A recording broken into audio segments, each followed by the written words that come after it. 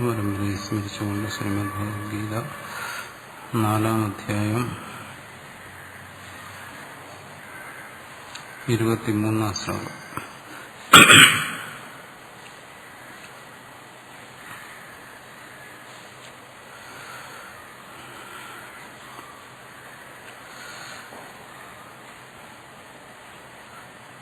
ഇവിടെ രണ്ടു തരത്തിലുള്ള ജ്ഞാനി നമ്മുടെ പ്രകൃതത്തെക്കുറിച്ചാണ് ചർച്ച ചെയ്തത്. ഒരു കൂട്ടർ ജ്ഞാനപ്രാപ്തിക്ക് ശേഷവും ലോകസംഗ്രഹ പ്രവൃത്തികൾ ചെയ്യുന്നു. മറ്റൊരു കൂട്ടരാണെങ്കിലോ ശരീരധാരണത്തിനു വേണ്ടിയുള്ള പ്രവൃത്തികൾ മാത്രം ചെയ്യുന്നു.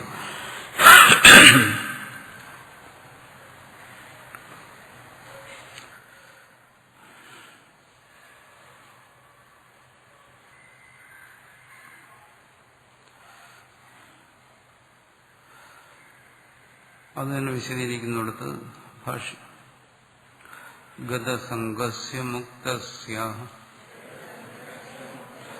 ജ്ഞാനാവസ്ഥിതചേതസഃ യജ്ഞായ ആചരത കർമ്മ സമഗ്രം പ്രവിലീയതേ. ഭാഷ്യം ത്യക്ത്വാ കർമ്മഫലാസംഗമിത്യനേന ശ്ലോകേന യ പ്രാരബ്ധ കർമാസൻ യഥാ നിഷ്ക്രിയ ബ്രഹ്മാത്മദർശന സമ്പന്നഃ സ്യാത് തഥാ തസ്യാത്മനഃ കർത്തൃകർമ്മ പ്രയോജനാഭാവദർശനഃ കർമ്മപരിത്യാഗേ പ്രാപ്തേ കുതശ്ചിൻ നിമിത്താത് തഥാ സംഭവേ സതി പൂർവ തസ്മിൻ കർമ്മണി അഭിപ്രവൃത്തസ്യാപി നൈവ കിഞ്ചിത് കരോതി സ കർമാഭാവ പ്രദർശിതഃ.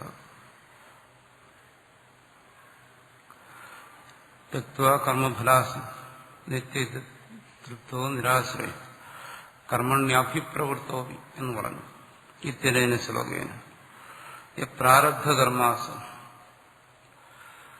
കർമ്മം തുടങ്ങിക്കഴിഞ്ഞു, കർമ്മത്തിൽ പ്രവർത്തിച്ചുകൊണ്ടേയിരിക്കുന്നു ഈ ജന്മത്തിൽ തന്നെ. കർമ്മത്തിൽ ഇരിക്കെ തന്നെ അയാൾക്ക് ജ്ഞാനം ഉണ്ടാകും. ഇതാ നിഷ്ക്രിയ ബ്രഹ്മ ആത്മദർശന സമ്പന്ന, അയാൾക്ക് ബോധമുണ്ടാകും താൻ ക്രിയാരഹിതമായ വികാരരഹിതമായ ആത്മസ്വരൂപമാണ്.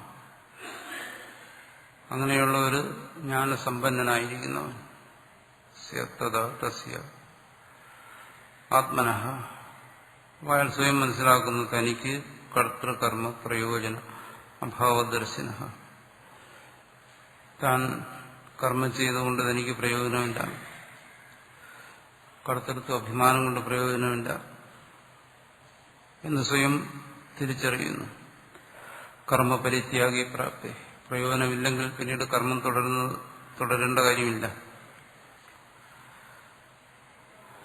കർമ്മം കൊണ്ടൊന്നും നേടാനില്ല, അതുകൊണ്ട് കർമ്മത്തെ ഉപേക്ഷിക്കുകയാണ് വേണ്ടത് എന്നാണെങ്കിലും കർമ്മത്യാഗം പ്രാപ്തമായിട്ടും കുതശ്ചിത് നിമിത്ത, അറിയാൻ വയ്യാത്ത എന്തോ ചില കാരണങ്ങളുണ്ട്, യാതൊരു പ്രയോജനവുമില്ലാതെ കർമ്മം എന്തിനു തുടരണം, അതുകൊണ്ടൊന്നും നേടാനില്ല. കർമ്മത്തിന്റെ പ്രയോജനം ഒന്നുകിൽ അതിന്റെ ഫലം, അല്ലെങ്കിൽ ചിത്തശുദ്ധി. ഇവിടെ ജ്ഞാനപ്രാപ്തി വന്നു കഴിഞ്ഞു, പിന്നെ ഈ രണ്ടു ഫലം കൊണ്ടും ഒന്നും നേടാനില്ല. എന്നാലും കുതശ്ചിത് നിമിത്ത, വിശദീകരിക്കാൻ വയ്യാത്ത എന്തോ ചില കാരണങ്ങളുണ്ട്, തഥാ സംഭവേസ, കർമ്മത്തെ ഉപേക്ഷിക്കാൻ പറ്റുന്നില്ല. വിശദീകരിക്കാൻ വയ്യ എന്ന് പറയുന്നത് എന്തുകൊണ്ട്? അതിന് യുക്തി പറയാൻ വയ്യ. എന്തുകൊണ്ട് തത്വജ്ഞാനി വീണ്ടും കർമ്മം ചെയ്യുന്നു? സാധാരണ മനുഷ്യൻ കർമ്മം ചെയ്യുന്നതിന് സമാധാനം പറയാം, അവന്റെ അജ്ഞത കൊണ്ടാണ്, കർത്തൃത്വ ബുദ്ധി ഉള്ളത് കൊണ്ടാണ്. പക്ഷെ അജ്ഞത നശിച്ചു, കർത്തൃത്വ ബുദ്ധി പോയി, ജ്ഞാനനിഷ്ഠനായിരിക്കുന്ന വ്യക്തി എന്തുകൊണ്ട് വീണ്ടും കർമ്മം ചെയ്യുന്നു? അജ്ഞാനകാര്യമായിരിക്കുന്ന ആ കർമ്മത്തെ വീണ്ടും എന്തുകൊണ്ട് ആശ്രയിക്കുന്നു? അതിനൊരു സമാധാനം, അതിനൊരു വിശദീകരണം സാധ്യമല്ല. പക്ഷെ കർമ്മത്തെ ഉപേക്ഷിക്കാൻ കഴിയുന്നില്ല, അതൊരു വാസ്തവമാണ്. തത് അസംഭവേ സതി, കർമ്മത്തെ വിടാൻ പറ്റത്തില്ല. അതുകൊണ്ടെന്ത് വരുന്നു? പൂർവ്വ തസ്മിൻ കർമ്മണി അഭിപ്രവർത്തസ്യാമി, വീണ്ടും പഴയതുപോലെ എങ്ങനെയാണോ മുമ്പ് കർമ്മം ചെയ്തുകൊണ്ടിരുന്നത് അതുപോലെ തന്നെ തത്വജ്ഞാനപ്രാപ്തിക്ക് ശേഷവും അഭിപ്രവൃത്തനായി താത്പര്യപൂർവ്വം ഉത്സാഹപൂർവ്വം ശ്രദ്ധാപൂർവം കർമ്മം ചെയ്തുകൊണ്ടേയിരിക്കുന്നു. അങ്ങനെയുള്ളവരാണ് നൈവ കിഞ്ചിത് കരോതി സ ഇത് കർമാഭാവ പ്രദർശിത. ബാഹ്യമായി പ്രാരബ്ധരൂപത്തിൽ ആ കർമ്മം നടന്നു വരുന്നു എങ്കിലും പരമാർത്ഥത്തിൽ കർമാഭാവമാണ് അവിടെ, കർമ്മം നടക്കുന്നില്ല. ഈ കാര്യം വ്യക്തമാക്കിയിട്ടുണ്ട്. യസ്യൈവം കർമാഭാവോ ദർശിത, അങ്ങനെ കർമ്മം നടന്നുകൊണ്ടിരിക്കുക തന്നെ ആർക്കാണോ കർമാഭാവമുള്ളത്, എല്ലാം ചെയ്തുകൊണ്ടിരിക്കുക തന്നെ താനൊന്നും ചെയ്യുന്നില്ല എന്നുള്ള ഭാവം ആർക്കാണോ ഉള്ളത്, തസ്സൈവ, അയാളെക്കുറിച്ച് തന്നെയാണ് ഈ 23ാമത്തെ ശ്ലോകത്തിൽ വീണ്ടും പറയുന്നത്. ഗതസംഗസ്യ സർവതോ നിവൃത്താസക്തേ, അയാൾക്ക് സർവകാര്യങ്ങളിൽ നിന്നും അനാസക്തിയുണ്ട്. അയാൾ ചെയ്യുന്ന ഒരു പ്രവൃത്തിയും അയാളെ ബന്ധിപ്പിക്കുന്നില്ല, ഇഹലോകത്തിലോ പരലോകത്തിലോ ബന്ധിപ്പിക്കുന്നില്ല. അതാണ് നിവൃത്ത ആസക്തി. ആ ബന്ധനങ്ങളില്ലാതിരിക്കുക. മുക്തസ്യ, അതാണ് മുക്തൻ എന്ന് പറയുന്നത്. ഒരാളെ മുക്തനെന്ന് എന്തുകൊണ്ട് വിളിക്കുന്നു? നിവൃത്ത ധർമാധർമാദി ബന്ധസ്, പുണ്യപാപ ബന്ധനങ്ങളിൽ നിന്നൊരാൾ മോചിതനാകുന്നതാണ്. പുണ്യപാപ ബന്ധനം എന്ന് പറഞ്ഞാൽ എന്താണ്? പുണ്യത്തിന്റെ ഫലമായ സുഖം, പാപത്തിന്റെ ഫലമായ ദുഃഖം, ഇത് രണ്ടിൽ നിന്നും മോചിതനായിരിക്കുക. സുഖദുഃഖ അനുഭവത്തിൽ നിന്നൊരാൾ മോചിതനായിരിക്കുക. അതാണ് ധർമാധർമാദി ബന്ധന നിവൃത്തി എന്ന് പറയുന്നത്. അതാണ് മോക്ഷം എന്ന് പറയുന്നത്.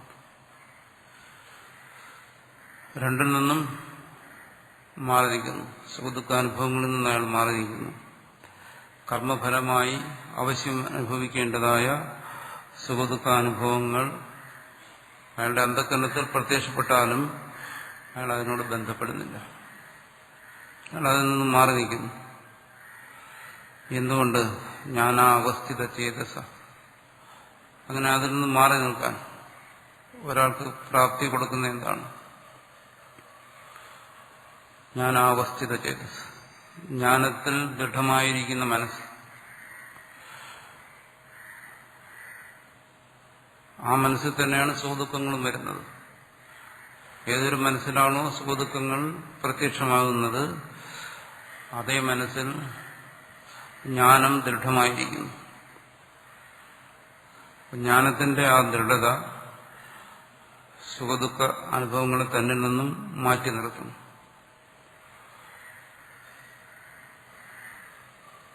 സാധാരണ അജ്ഞൻ സുഖദുഃഖ അനുഭവങ്ങളെ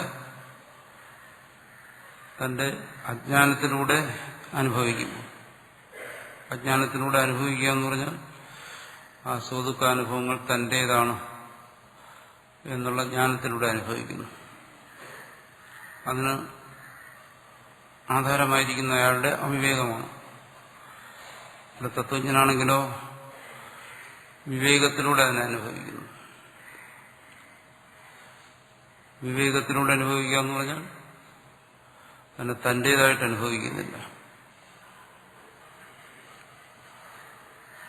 തന്റേതായിട്ട് അവിടെ അനുഭവിക്കുന്നില്ല.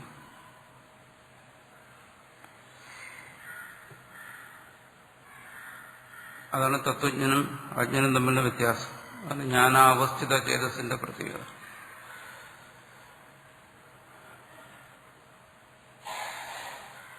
ദർപ്പണ ദൃശ്യമാന നഗരി എന്ന് പറയുന്നു. അതാണ്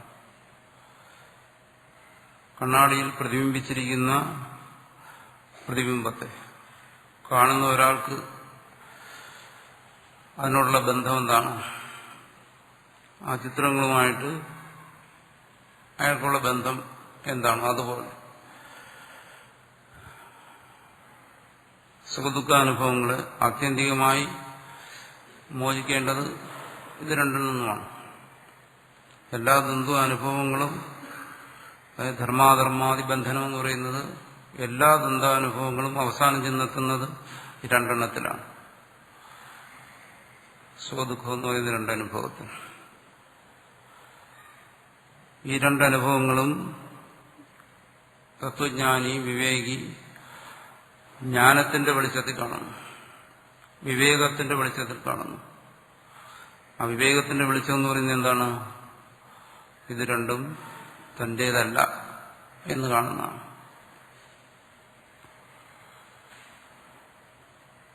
ഇത് രണ്ടും തന്റേതല്ല എന്നുള്ള ആ ജ്ഞാനം, അതിന്റെ ദൃഢത, അതാണ് ജ്ഞാനാവസ്ഥിത ചേതസ്, ജ്ഞാനാവസ്ഥിതമായ ചേതസ്. എങ്ങനെയാണോ ദർപ്പണത്തിൽ കാണുന്ന നഗരം അല്ലെങ്കിൽ ദർപ്പണത്തിൽ കാണുന്ന ദൃശ്യങ്ങൾ തന്റേതല്ലാതായിരിക്കുന്നു, അത് ദർപ്പണത്തിൻ്റെതാണ്. കണ്ണാടിയിൽ കാണുന്ന ദൃശ്യങ്ങൾ തന്റേതല്ല, കണ്ണാടിയുടേതാണ്. കണ്ണാടിയിൽ വിശ്വം വേണ്ട, സ്വന്തം മുഖം തന്നെ കാണുന്നു. കണ്ണാടിയിൽ കാണുന്ന മുഖം അത് ബിംബമാണ്. കണ്ണാടിയിൽ മുഖം കാണുന്നവന് അഭിമാനമുള്ള എവിടെ? ആ ബിംബത്തിലല്ല, കണ്ണാടിയിൽ കാണുന്ന ബിംബത്തിലല്ല, തന്റെ മുഖത്തിലാണ്. കണ്ണാടി കാണുന്ന മുഖത്തെ തന്റെ മുഖമാണെന്ന് തിരിച്ചറിയുന്നുണ്ടെങ്കിലും അതിനെ വേറെയായിട്ടാണ് കാണുന്നത്. എന്തുകൊണ്ട്? ആ കണ്ണാടിയിൽ കാണുന്ന മുഖത്തിന് പോറലേറ്റാൽ തനിക്ക് വേദനിക്കുന്നില്ല. എന്തുകൊണ്ട്? ആ മുഖം തന്റെ വാസ്തവത്തിലുള്ള മുഖത്തിൽ നിന്നും വേറിട്ടതാണെന്നറിയുന്നു. അതുകൊണ്ടാണ് അതിനെ ബിംബം എന്ന് പറയുന്നത്, പ്രതിബിംബം. അതുപോലെ തത്വജ്ഞാനി എന്ത് ചെയ്യുന്നു? ഈ സുഖദുഃഖാനുഭവങ്ങളെ ഈ തത്വജ്ഞാനത്തിന്റെ വെളിച്ചത്തിലൂടെ കാണുമ്പോൾ അതിനെ തന്നിൽ നിന്ന് അന്യമായി അറിയുന്നു, തന്റേതല്ല.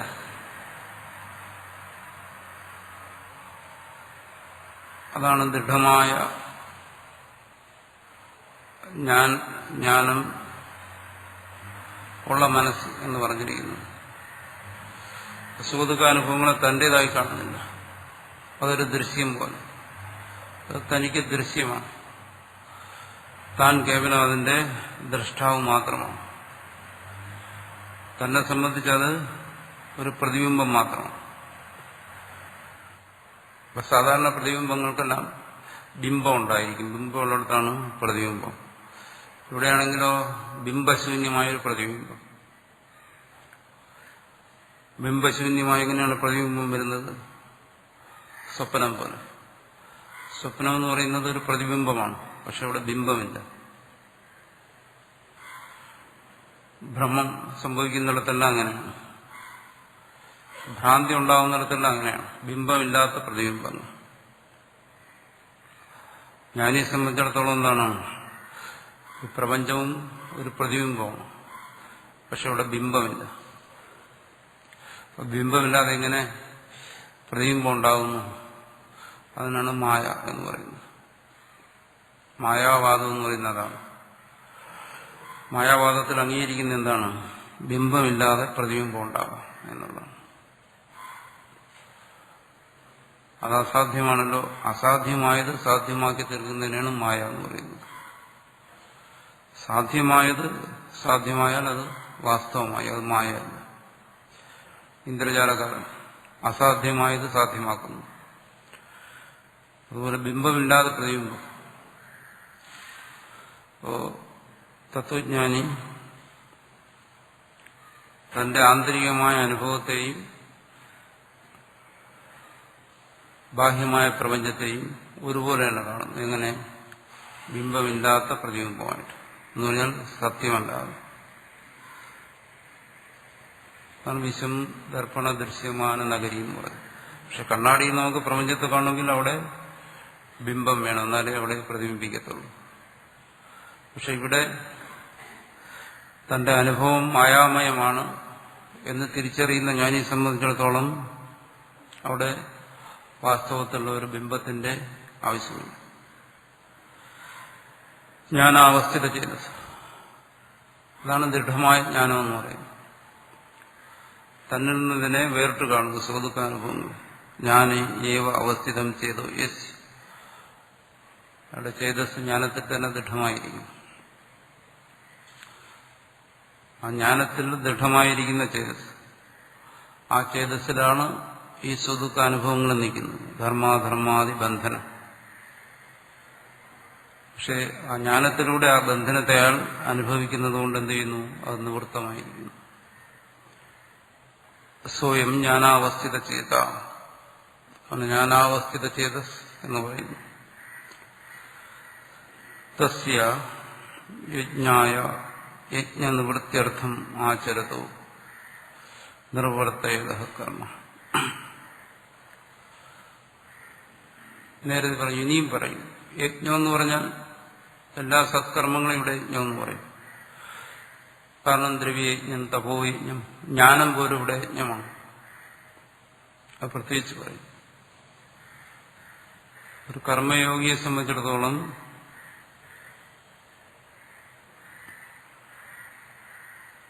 ശരീരം കൊണ്ട് കർമ്മം ചെയ്യുന്നത് മാത്രമല്ല കർമ്മയോഗം എന്ന് പറഞ്ഞു. ജ്ഞാനവും കർമ്മയോഗമാണ്. ജ്ഞാനം കർമ്മയോഗം എന്ന് പറയുമ്പോൾ എന്താണ്? കർമ്മം എന്ന് പറയുന്നതിന് നമ്മൾ സാധാരണ ധരിച്ചിരിക്കുന്നത് ശരീരം കൊണ്ട് ചെയ്യുന്ന പ്രവൃത്തികൾ എന്നുള്ളതാണ് മുഖ്യമായി നമ്മുടെ മനസ്സിൽ ധരിച്ചിരിക്കുന്നത്. ഇനി അത് വിശദീകരിക്കും. അതല്ല, ജ്ഞാന ചാപ്യൻ യജന്തോ മാമുപാസത അടുത്ത് പറയും. ശരീരം കൊണ്ട് ചെയ്യുന്ന കർമ്മം മാത്രമല്ല കർമ്മയോഗി കർമ്മമായി കണക്കാക്കുന്നു. യേമം പരമം ഗുഹ്യം മദ്ഭക്തേഷു അഭിധാസ്യതി, അതും യജ്ഞമാണ്. ഈ ആത്മതത്വത്തെ ഗ്രഹിക്കുന്നതും കർമ്മയോഗമാണ്, അതിനെ ഗ്രഹിപ്പിക്കുന്നതും കർമ്മയോഗമാണ്. ഇവിടുത്തെ ജ്ഞാനയജ്ഞം എന്ന് പറയുന്നതാണ്. അതും കർമ്മയോഗമാണ്. അല്ല, കർമ്മയോഗം എന്ന് വെച്ചാൽ ശരീരം വേർത്ത് പണിയെടുക്കുന്ന മാത്രമാണ്. ശരീരം കൊണ്ട് ചെയ്യുന്ന പ്രവൃത്തികൾ കർമ്മയോഗം എന്ന് പറഞ്ഞ് ശാരീരികമായ പ്രവൃത്തികൾ മാത്രം ഒഴുകുന്നത് ആ കർമ്മയോഗത്തെ സംബന്ധിച്ചുള്ള ഏറ്റവും സ്ഥൂലമായൊരു, ഏറ്റവും ബാഹ്യമായൊരു കാഴ്ചപ്പാടാണ്. ശരിക്കും മാനസികമായ പ്രവൃത്തികൾ, വാഗിന്ദ്രിയങ്ങളുള്ള പ്രവൃത്തികൾ, അതും കർമ്മയോഗം തന്നെ. ഇതാരാണോ മറ്റുള്ളവർക്ക് പറഞ്ഞു കൊടുക്കുന്നതെന്ന് പറയും. അപ്പം മറ്റുള്ളവരെ ഇത് പറഞ്ഞു കൊടുക്കുക, ഈ ഭഗവാന്റെ ഉപദേശങ്ങളെ വേറെ ആൾക്ക് നമ്മൾ പറഞ്ഞു കൊടുക്കുന്നു, ഇതും ഒരു കർമ്മയോഗമാണ്. നമ്മൾ പറയുന്ന ജ്ഞാനപ്രസംഗം എന്ന് പറയുന്നത് വാസ്തവത്തിൽ കർമ്മയോഗ അനുഷ്ഠാനമാണ്. അപ്പം അതിനെ ഇവിടെ കർമ്മയോഗത്തിലാണ് ഉൾപ്പെടുത്തിയിരിക്കുന്നു. അപ്പം കർമ്മയോഗം ചെയ്യാൻ വേണ്ടിയിട്ട് വീട് വയ്ക്കണമെന്നില്ല. ഗീത പഠിപ്പിച്ചാലും അത് കർമ്മയോഗമാണ്, അതും കർമ്മയോഗമാണ്. യജ്ഞായ, അപ്പോൾ എല്ലാ സൽക്കർമ്മങ്ങളും കർമ്മയോഗത്തിൽപ്പെടുന്നു. അത് ശരീരം കൊണ്ട് ചെയ്യുന്നോ മനസ്സുകൊണ്ട് ചെയ്യുന്നോ അതേ വാക്ക് ആണോ അവിടെ പ്രവർത്തിക്കുന്നത്, അങ്ങനെ ഒരു ഉപയോഗമില്ല. തപോയജ്ഞം അത് പറയുന്നു, തപസ് അനുഷ്ഠിക്കുന്നു, അതും കർമ്മയോഗമാണ്.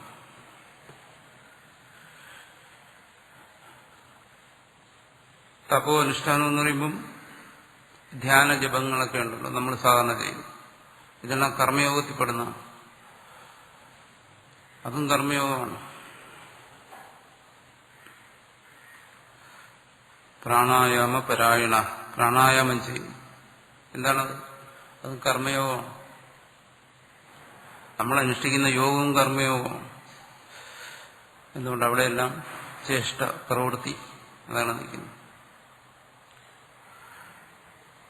ഇങ്ങനെ ചെയ്യുന്ന എല്ലാ കർമ്മങ്ങളും, കാരണം ഇവിടെ പറയുന്ന തത്വജ്ഞൻ കർമ്മത്തിൽ പ്രവർത്തിച്ച് തുടങ്ങിയവനാണ്.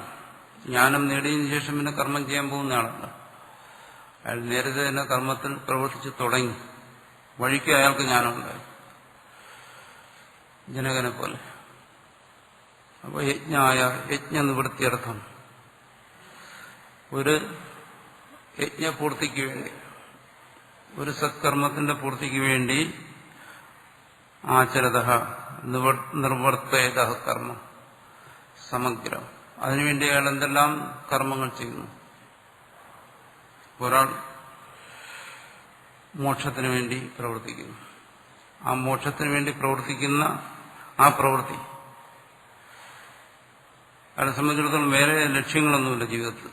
മുക്തനാകും, ഈ സംസാര ബന്ധനത്തിൽ നിന്നും മുക്തനാകും. അതൊരു യജ്ഞമാണ് ഇവിടെ. അപ്പൊ അതിനുവേണ്ടി അയാൾ എന്താണ് ചെയ്യുന്നത്? പല സാധനാമാർഗങ്ങളെ സ്വീകരിക്കുന്നു. അയാൾ ജപിക്കുന്നു, ധ്യാനിക്കുന്നു, സത്സംഗം ശ്രവിക്കുന്നു, സത്കർമ്മങ്ങൾ അനുഷ്ഠിക്കുന്നു, പിന്നെ ദേവപൂജ ചെയ്യുന്നു. ഇതെല്ലാം അയാൾ ചെയ്യാം. ഇതെല്ലാം ഇവിടെ യജ്ഞമാണ്. ഇതെല്ലാം ഇവിടെ കൂടിച്ചേർന്നാണ് യജ്ഞം. മോക്ഷത്തിന് വേണ്ടിയിട്ടുള്ള ആ മോക്ഷ മാർഗം, അതാണ് യജ്ഞം. ആ യജ്ഞായ, ആ യജ്ഞത്തിനു വേണ്ടി, യജ്ഞനിവൃത്തിയർത്ഥം, അതിനെ പൂർത്തിയാക്കുന്നതിന് വേണ്ടി ആചരത നിർവർത്തയത, അതിനുവേണ്ടി ചെയ്യുന്ന കർമ്മ സമഗ്രം. സമഗ്രമായ കർമ്മം എന്ന് വെച്ചാൽ കർമ്മങ്ങളും അതിന്റെ ഫലവും ഉൾപ്പെടെ സഹാഗ്രേണ ഫലേന വർത്തതേതി സമഗ്രം കർമ്മം. ഫലത്തോടുകൂടി ചേർന്നിരിക്കുന്ന സർവകർമ്മങ്ങൾ, ലൗകികമായ ഫലത്തെ ഉദ്ദേശിച്ചാലും ശരി, ആധ്യാത്മികമായ ഫലത്തെ ഉദ്ദേശിച്ചാലും ശരി, ചെയ്യുന്ന സർവകർമ്മവും എന്താണ്? തത്സമഗ്രം പ്രവിലീയതേ വിനശ്യതി. ആ കർമ്മങ്ങൾ അതിന്റെ ഉറവിടത്തിൽ തന്നെ നശിക്കുന്നു. സാധാരണ കർമ്മങ്ങൾ അങ്ങനെയല്ല, അതിന്റെ ഫലത്തെ കൊടുത്തിട്ട് നശിക്കുന്നു. ഇവിടെ മോക്ഷമാർഗത്തിലുള്ള കർമ്മങ്ങളായാലും ശരി, അതും എന്ത് ചെയ്യുന്നു? അതിന്റെ ഫലത്തെ കൊടുക്കാതെ തന്നെ നശിക്കുന്നു. ചോദിക്കും, മോക്ഷത്തിന് വേണ്ടി ചെയ്യുന്ന കർമ്മങ്ങൾക്ക് ഫലമില്ലാതെ വന്നു കഴിഞ്ഞാൽ മോക്ഷമില്ലാതെ പോകത്തില്ല. മോക്ഷം ഒരു കർമ്മത്തിന്റെയും ഫലമല്ല. അതുകൊണ്ട് മോക്ഷത്തിന് വേണ്ടി ചെയ്യുന്ന കർമ്മങ്ങൾക്കും ഫലമില്ല. എന്തുകൊണ്ട്? മോക്ഷം ഫലമല്ലാത്തതുകൊണ്ട്. പിന്നെ മോക്ഷത്തിന് വേണ്ടി ചെയ്യുന്ന കർമ്മങ്ങളുടെ എന്തിനു വേണ്ടി ചെയ്യണം? ഫലമില്ലെങ്കിൽ ആ കർമ്മങ്ങളുടെ ഫലം എന്ന് പറയുന്നത് അത് മോക്ഷത്തെ സൃഷ്ടിക്കുകയല്ല. പിന്നെയോ മോക്ഷത്തിന് തടസ്സമായി നിൽക്കുന്ന എന്തോ അതിനെല്ലാം നിർമ്മാർജ്ജനം ചെയ്യുക. അതാണ് മോക്ഷത്തിന് വേണ്ടി ചെയ്യുന്ന കർമ്മങ്ങളുടെ ഫലം. അങ്ങനെയാണ്. മുറ്റം അടിച്ചു വാരിക്കഴിഞ്ഞാൽ അതിന്റെ ഫലം എന്താണ്? അവിടെ ശുദ്ധിയായിരിക്കുക. അപ്പൊ ഈ മോക്ഷത്തിന് വേണ്ടി ചെയ്യുന്ന സർവ്വകർമ്മങ്ങളുടെയും ഫലം എന്ന് പറയുന്നത് എന്താണ്? ആത്മശുദ്ധിയാണ്. ആത്മശുദ്ധി എന്ന് പറയുന്നത് ചിലപ്പോൾ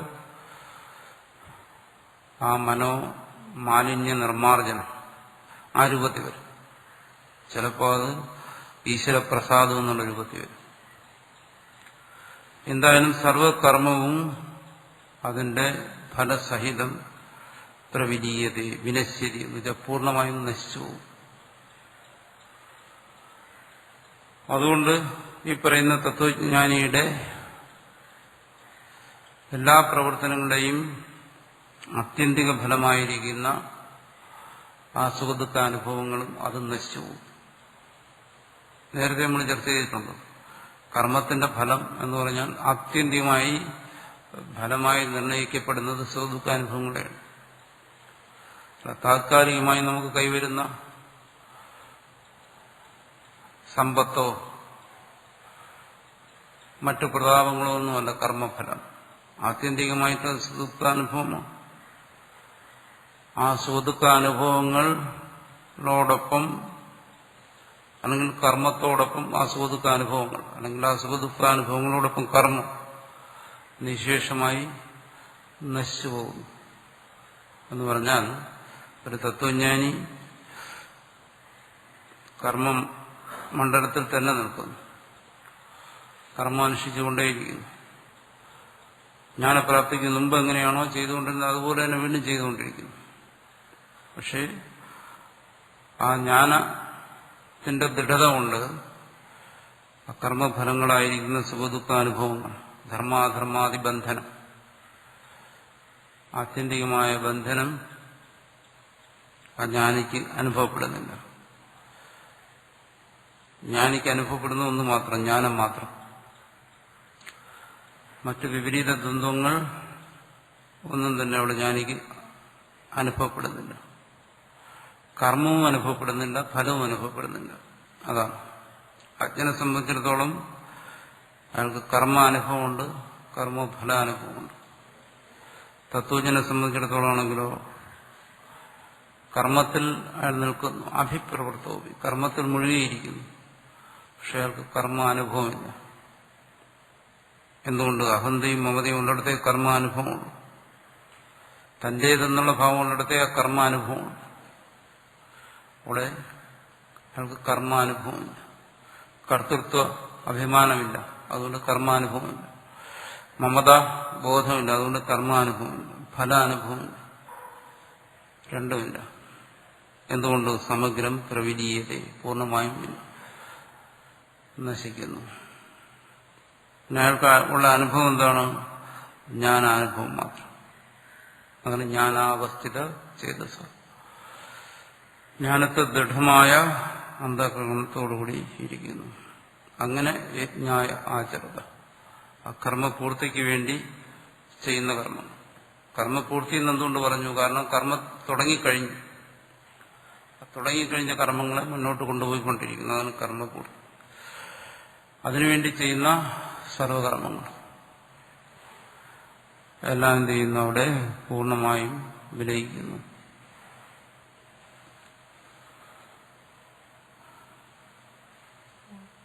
തത്വജ്ഞൻ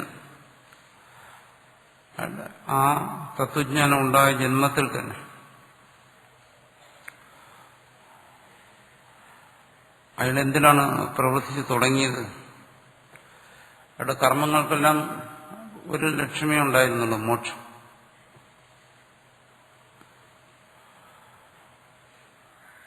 അപ്പോൾ തത്വജ്ഞാന പ്രാപ്തിയോടുകൂടി അയാൾ നേടിക്കഴിഞ്ഞു. നേടിക്കഴിഞ്ഞാലും അയാൾ മോക്ഷമാർഗത്തിലാണെന്ന് പറയും. അതെങ്ങനെയാണ്? പറയാറുണ്ടല്ലോ, മുമുക്ഷുവിനെ പറയും മുക്തനാണെന്ന് പറയും. അതുപോലെ തന്നെ തിരിച്ചും പറയും, മുക്തൻ മുമുക്ഷുവാണെന്നും പറയും. അങ്ങനെയാണ് മുക്തൻ മുമുക്ഷുവാകുന്നത്. അതിനൂടെ ചർച്ച ചെയ്യുന്ന കാര്യം അതാണ്. അതായത് മോക്ഷമാർഗത്തിലേക്ക് പ്രവർത്തിച്ചു, അയാൾ തത്വജ്ഞാനം നേടിയാലും കർമ്മങ്ങൾ അയാൾ തുടർന്നുകൊണ്ടേയിരിക്കുന്നു. എന്തിനാഗ്രഹിച്ചുകൊണ്ടാണോ ഈ കർമ്മമണ്ഡലത്തിലേക്ക് വന്നത്, ആ കർമ്മങ്ങൾ അയാൾ തുടർന്നുകൊണ്ടേയിരിക്കുന്നു. കാരണം കർമ്മങ്ങൾക്ക് ഒറ്റ പ്രയോജനമേ ഉള്ളൂ.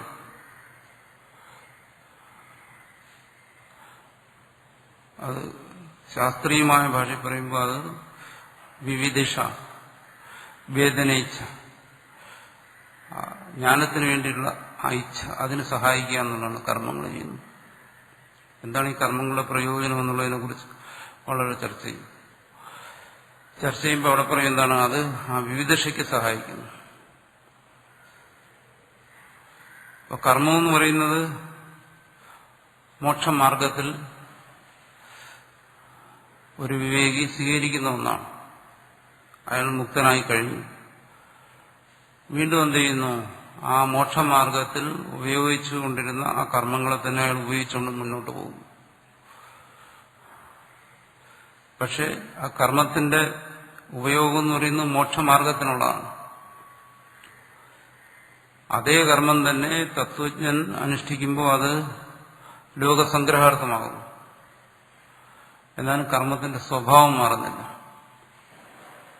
അപ്പം മുമുക്ഷു ആയിരിക്കെ അയാൾ അവലംബിച്ച കർമ്മങ്ങളെ മുക്തനായിട്ടും അയാൾ തുടർന്നുകൊണ്ടേയിരിക്കുന്നു.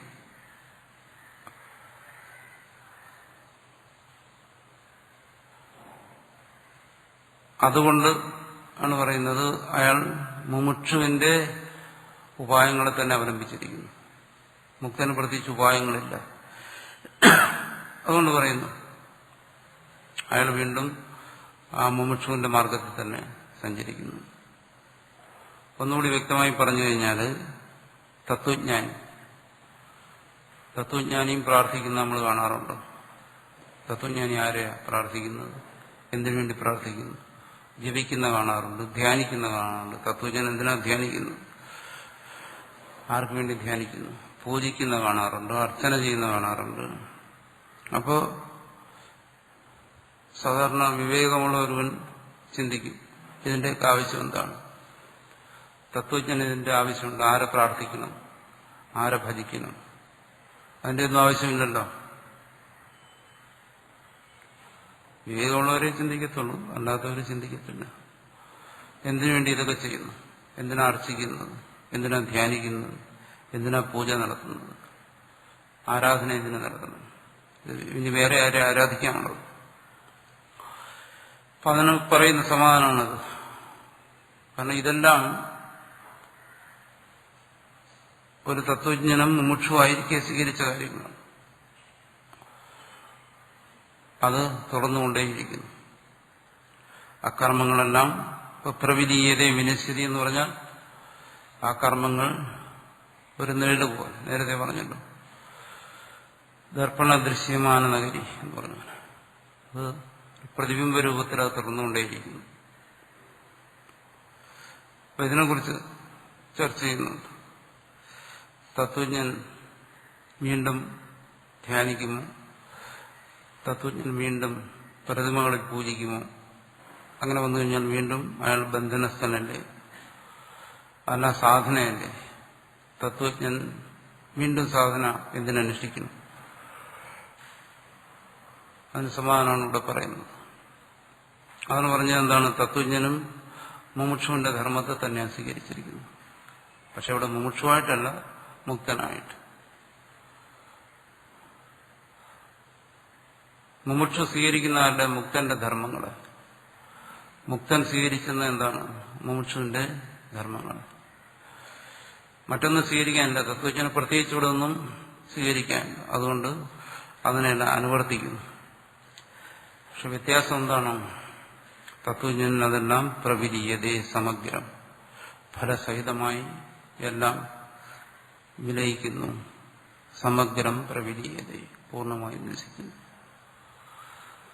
അതുകൊണ്ട് തന്നെ മുക്തനെയും മുമുക്ഷുവിനെയും വേർതിരിക്കാൻ പ്രയാസം. രണ്ടും ഒരുപോലെ തന്നെ ബാഹ്യമായി. മുക്തന്റെയും മുമുക്ഷുവിന്റെയും ബാഹ്യചേഷ്ടം ഒരുപോലെ തന്നെ. കാരണം മുമുക്ഷു മുക്തന്റെ ധർമ്മങ്ങളെ സ്വീകരിച്ചിരിക്കുന്നു.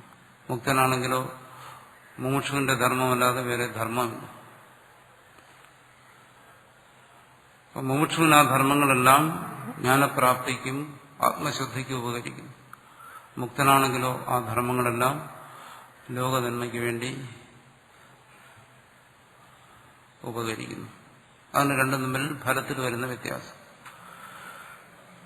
അത് തത്വജ്ഞാനത്തിന്റെ വെളിച്ചത്തിലായതുകൊണ്ട് എന്ത് ചെയ്യുന്നു? അതിന് പിന്നീട് ഫലം കൊടുക്കാനില്ല, കൊണ്ട് സർവവും നശിക്കുന്നു. അതാണ് യജ്ഞം. തത്വജ്ഞന്റെ യജ്ഞം. യജ്ഞായ ആചരത കർമ്മ, യജ്ഞാർത്ഥം ചെയ്യുന്ന കർമ്മങ്ങൾ. അതുകൊണ്ടാണ് ഇവിടെ യജ്ഞനിർവൃത്യർത്ഥം, യജ്ഞപൂർത്തിക്ക് വേണ്ടി അത് ചെയ്യുന്ന കർമ്മങ്ങൾ. അപ്പോൾ ആ തത്വജ്ഞനെ സംബന്ധിച്ചിടത്തോളം ആ തത്വജ്ഞന്റെ ജീവിതം തന്നെ യജ്ഞമാണ്. പ്രാണ ചലനം ഉൾപ്പെടെയുള്ള സർവ്വചേഷ്ടകളും യജ്ഞമാണ്. ശരീരധാരണത്തിന് വേണ്ടി ചെയ്യുന്ന പ്രവർത്തനങ്ങൾ, സഹജമായി നടക്കുന്ന പ്രവർത്തനം. പിന്നീട് മുമ്പ് അനുവൃത്തി വെച്ചിരുന്ന കർമ്മങ്ങളുടെ അനുവൃത്തി, ലോകക്ഷേമകരമായി ഭവിക്കുന്ന കർമ്മങ്ങൾ, ഇതെല്ലാം യജ്ഞമാണ്. ആ യജ്ഞപൂർത്തി, പ്രാരബ്ധ അവസാനത്തോടുകൂടി ആ യജ്ഞം പൂർണ്ണമാവുകയാണ്. കർമ്മങ്ങളെല്ലാം ചെയ്തു തുടങ്ങുകയാണ്. അതാണ് ആ യജ്ഞപൂർത്തി. അതിനുവേണ്ടി അയാൾ ചെയ്തുകൊണ്ടിരിക്കുന്ന കർമ്മങ്ങളെന്ന് പറഞ്ഞാൽ ആ ശരീരത്തിൽ നിന്നുള്ള ശരീരപാദം വരെയുള്ള, ശരീരപതനം സംഭവിക്കുന്നത് വരെയുള്ള കർമ്മങ്ങൾ. ആ ശരീരപതനത്തോടുകൂടി യജ്ഞം പൂർണ്ണമാകും. അതുവരെ ചെയ്യുന്ന സർവ്വകർമ്മങ്ങൾ എന്ത് ചെയ്യുന്നു? അവിടെ തന്നെ വിലയിക്കുന്നു. തസ്യ പ്രാണ ഉത്ക്രാമന്തി. ബൃഹദാരണ്യത്തിൽ പറയും, അവന്റെ പ്രാണന് പിന്നെ ഉത്ക്രമണമില്ല. അതെല്ലാം അവിടെ അവസാനിക്കുന്നു. ആ പ്രാണൻ പിന്നെ പ്രത്യേകിച്ച് ശിരസ്സിലൂടെ കടന്നു പോകേണ്ട കാര്യം. അതെല്ലാം അതിന് കാരണമായിരിക്കുന്ന പ്രപഞ്ച കാരണങ്ങളിലേക്ക് വിലയം പ്രാപിക്കുന്നു. പ്രപഞ്ച കാരണങ്ങളിൽ എവിടെ നിന്നാണോ ഈ പ്രാണനും ഇന്ദ്രിയങ്ങളും എല്ലാം പരിണമിച്ചു വന്നത്, ജീവന്റെ ഭാഗമായി തീർന്നത്, അവിടേക്ക് ഇതെല്ലാം പരിണമിക്കുന്നു. പ്രതിപ്രസവം എന്ന് പറയും, തിരിച്ചു പോകുന്നത്. അവിടെ പിന്നെ ഉത്ക്രമണമൊന്നുമില്ല, വേറെ ലോകത്തിലേക്ക് പോവുക, അങ്ങനെയൊന്നും സംഭവിക്കുന്നില്ല. തത്വജ്ഞനെ സംബന്ധിച്ചിടത്തോളം അതാണ് പ്രവിലീയത, പൂർണ്ണമായും ഇല്ലാതാകുന്നു, മറയുന്നു. ഇവിടെ യജ്ഞായ എന്നുള്ളതിനും മറ്റു ചില തരത്തിലും വ്യാഖ്യാനിക്കുന്നുണ്ട് മറ്റ് വ്യാഖ്യാതാക്കളെ യജ്ഞം. കാരണം ഭാഷ്യകാരൻ തന്നെ നേരെ പറഞ്ഞിട്ടുണ്ട്, യജ്ഞം യജ്ഞോ വൈ വിഷ്ണു യജ്ഞായ, ഈശ്വരാർത്ഥം. പക്ഷെ ഇവിടെ ഭാഷ്യകാരൻ അങ്ങനെ വ്യാഖ്യാനിച്ചില്ല. മറ്റു ചില വ്യാഖ്യാനങ്ങൾ അങ്ങനെ വ്യാഖ്യാനിക്കുന്നുണ്ട്, യജ്ഞായ, യജ്ഞം നിവൃത്തിയർത്ഥം. ഭാഷ്യകാരൻ വളരെ സൂക്ഷ്മമായിട്ടാണ് അതിനെ വ്യാഖ്യാനിച്ചിരിക്കുന്നത്. യജ്ഞപൂർത്തിക്ക് വേണ്ടി ചെയ്യുന്ന കർമ്മം, ആ ശരീരധാരണവും ശരീരപതനം വരെയുള്ള സർവവും യജ്ഞമാണ്. അത് പൂർത്തിക്ക് വേണ്ടി ചെയ്തു വരുന്ന ആ പ്രവർത്തനങ്ങളല്ല അതിനാ തത്വജ്ഞാനിയിൽ വിലയിച്ചു പോകുന്നു. സഞ്ചിതവും ആഗാമിയും പ്രാരബ്ധവും ഒരുമിച്ച് വിലയിക്കുന്നു. പിന്നെ മറ്റൊന്നും അവിടെ ശേഷിക്കുന്നില്ല. അപ്പൊ ആ മുക്തിയുടെ പൂർണ്ണത അതിനെക്കുറിച്ച് ഇവിടെ പറഞ്ഞു നിർത്തിയിരിക്കുകയാണ്.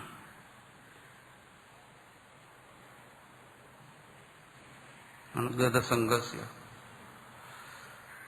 സംഗരഹിതനായവനും മുക്തസ്യ, മുക്തനും ജ്ഞാനാവസ്ഥിത ചേതസ്, ജ്ഞാനത്തിൽ ദൃഢമായ ചിരസ്സോടുകൂടിയവനും ആയ ആ തത്വജ്ഞൻ യജ്ഞായ ആചരത കർമ്മ, യജ്ഞപൂർത്തിക്കായി സ്വന്തം പ്രാരബ്ധപൂർത്തിക്കായെന്നും പറയാം. തത്വജ്ഞാനിയുടെ പ്രാരബ്ധം തന്നെയാണ് തത്വജ്ഞാനിയുടെ യജ്ഞം. പ്രാരബ്ധം പ്രകൃഷ്ടമായി ആരംഭിച്ചു കഴിഞ്ഞത് കർമ്മം, അതുതന്നെയാണ് മുമുക്ഷ അവസ്ഥയിലും മുക്താവസ്ഥയിലും തുടരുന്നത്. അങ്ങനെ അനുഷ്ഠിക്കപ്പെടുന്നതായ ആ കർമ്മം സമഗ്രം ഫലസഹിതം, ഫലത്തെ ജനിപ്പിക്കാതെ തന്നെ പ്രവിലീയത, പൂർണ്ണമായും അവസാനിക്കുന്നു.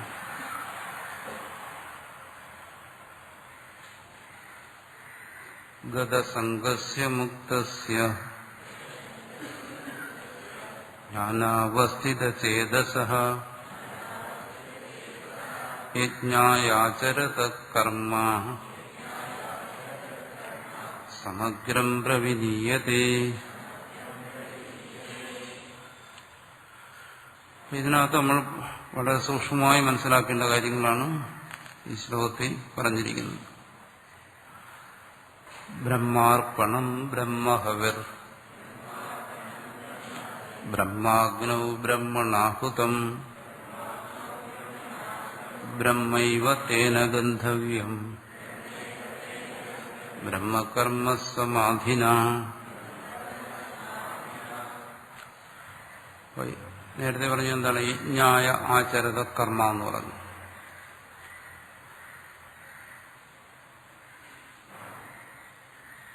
തത്വജ്ഞന്റെ സർവചേഷ്ടകളെ യജ്ഞമാണെന്നും പറഞ്ഞു. അപ്പൊ സാധാരണ യജ്ഞരൂപകം അതിലൂടെ ആശയത്തെ വിശദീകരിക്കുകയാണ്. കസ്മാത് പുനഃകാരണാത് ക്രിയമാണം കർമ്മ സ്വകാര്യാരംഭം അകുർവൻ സമഗ്രം പ്രവിലീയത ഇത്യുച്യതേ. തത്വജ്ഞന്റെ കർമ്മങ്ങൾ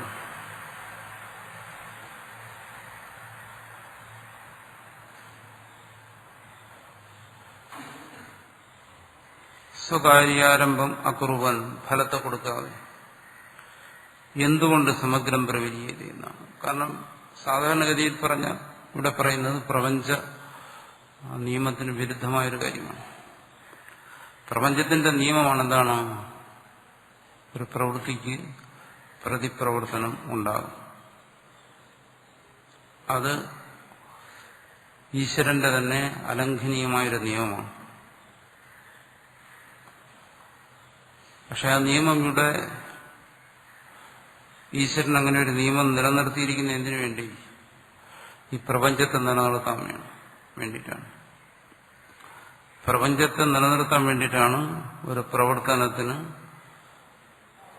ഒരു പ്രതിപ്രവർത്തനം ഉണ്ടാകുന്നു ഉള്ള ഒരു നിയമം വച്ചിരിക്കുന്നത്. അത് ഈശ്വരന്റെ നിയമമാണ്.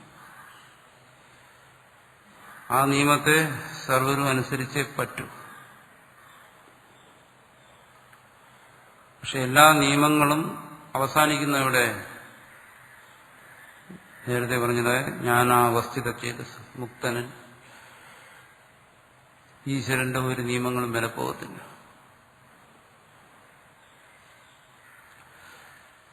അവിടെ നിയമം കൊണ്ട് ബന്ധിക്കുന്നില്ല. കാരണം അത് കർമ്മ നിയമമാണ്. ആ കർമ്മ നിയമത്തെ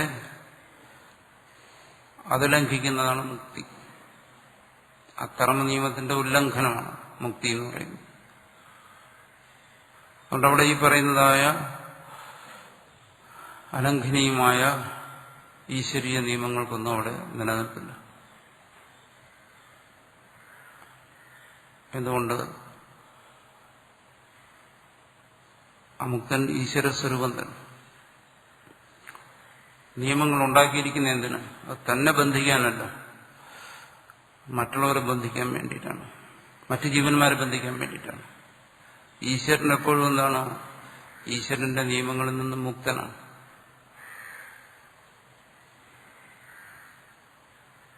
താൻ തന്നെ സൃഷ്ടിച്ച നിയമങ്ങളിൽ നിന്നും സ്വയം മുക്തനാണ്. അതിനാണ് പൂർണ്ണനാഭിയുടെ ഉദാഹരണം പറയുന്നത്, ശരന്തിയുടെ ഉദാഹരണം. ശരന്തി തന്നിൽ നിന്ന് തന്നെ തന്നെ ഉപാദാനമാക്കി, തന്നെ കാരണമാക്കി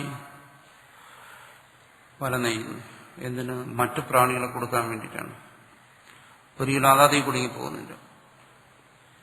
അതാണ് ഈശ്വരന്റെ നിയമം. കർമ്മ നിയമത്തിൽ നിന്ന് ഈശ്വരൻ സദാ മുക്തനാണ്. പക്ഷെ ജീവന് മുക്തനാകാൻ പറ്റുന്നില്ല. ജീവനെ സംബന്ധിച്ചിടത്തോളം അത് അലംഘനീയമാണ്. അത് ലംഘിക്കാൻ കഴിയത്തില്ല. തത്വജ്ഞനെ സംബന്ധിച്ചിടത്തോളം ആണെങ്കിലോ അയാൾ ഈശ്വര സ്വരൂപിയായി. അയാൾക്ക് അവിടെ കർമ്മ നിയമം ബാധകമല്ല. അതിനയാൾ അത് ലംഘിച്ചിരിക്കുന്നു. ക്രിയമാണ് കർമ്മ. അയാൾ കർമ്മം ചെയ്തുകൊണ്ടിരിക്കുന്നു. ഈശ്വരന്റെ നിയമത്തിനനുസരിച്ച് തന്നെയാണ് കർമ്മം ചെയ്യുന്നത്. പക്ഷേ ആ നിയമത്തിന് അധീനനായിട്ടല്ല, അതിന് അതീതനായിട്ടാണ്. ക്രിയമാണ് കർമ്മ സ്വകാര്യം ആരംഭം അക്കുറുവൻ. എപ്പോഴും ആ നിയമത്തിന് അതീതനായി നിൽക്കുന്നത് കൊണ്ട്, അതുകൊണ്ടാണ് പറയുന്നത് എന്താണ്? മായാധിപർത്തിയാണ്. മായയെ അതിവർത്തിക്കുന്നവനാണ് തത്വജ്ഞൻ. മായ അധീനനല്ല. അതുകൊണ്ട് സ്വകാര്യാരംഭം അക്കുറുവൻ, കർമ്മത്തിന്റെ നിയമം അവിടെ ശിഥിലമായി പോകുന്നു. സ്വകാര്യാരംഭം അക്കുറുവത്, കാര്യങ്ങളെ സൃഷ്ടിക്കാൻ അതിന് കഴിയുന്നില്ല. സമഗ്രം പ്രവിരീയതേ, സമഗ്രം പ്രവിലീയതേ, ആ നിയമഭംഗം സംഭവിക്കുന്നു. ആ നിയമം തത്വജ്ഞാനിയുടെ മുമ്പിൽ എന്ത് ചെയ്യുന്നു? ഈശ്വരന്റെ ആ നിയമങ്ങളെല്ലാം ഛിന്ന ഭിന്നമായി പോകും. നമ്മൾ പറയുന്ന ഏത് കർമ്മത്തിനും ഏത് പ്രവൃത്തിക്കും പ്രതിപ്രവർത്തനം, റിയാക്ഷൻ എന്ന് നമ്മൾ പറയുന്നത്, അതവിടെ ഇല്ല. ഫലം അതാണ്. കർമ്മത്തിന്റെ പ്രതിപ്രവർത്തനമാണ് കർമ്മത്തിന്റെ ഫലം, അതവിടെ ഇല്ല. കാരണം നേരത്തെ പറഞ്ഞു, ത്രിഗുണാത്മികാം സ്വാം മായ, ത്രിഗുണാത്മികമായിരിക്കുന്ന ആ മായയെ സ്വീകരിച്ചുകൊണ്ടാണ് ഈശ്വരൻ നിയമങ്ങളെല്ലാം ഉണ്ടാക്കിയിരിക്കുന്നത്.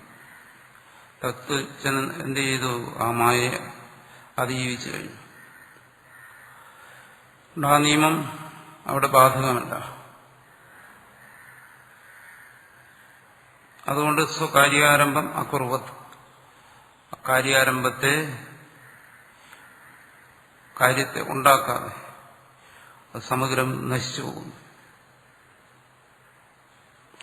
യഥ, എന്തുകൊണ്ട്? അത് വിശദീകരിക്കുകയാണ്. ബ്രഹ്മാർപ്പണം ഏന കർണേന ബ്രഹ്മവിദ് ഹവിത് അഗ്നു അർപ്പയതി.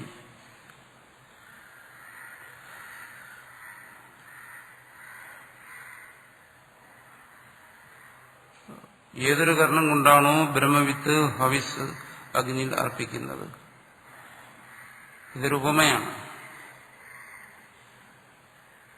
അത് സാധാരണ ഹവിസായിട്ട് നമ്മൾ നെയ്യ് ഉപയോഗിക്കും. അത് ഹോമാഗ്നിയിൽ അർപ്പിക്കുന്നതിന് വേണ്ടിയിട്ട് വളരെ നീളമുള്ള ഒരു സ്രുവം എന്നെല്ലാം പറയും, ഒരു കരണ്ടി, നീളമുള്ള ഒരു കരണ്ടി ഉപയോഗിക്കുന്നു. ഒരു ഉദാഹരണം പറയുകയാണ്. ഇതുപോലെ എന്തുകൊണ്ട്? അവിടെ യജ്ഞം എന്ന് പറയുന്ന ഒരു കർമ്മമാണ്. ആ യജ്ഞം എന്ന് പറയുന്ന കർമ്മത്തിന്റെ ഒരു ഭാഗമാണ്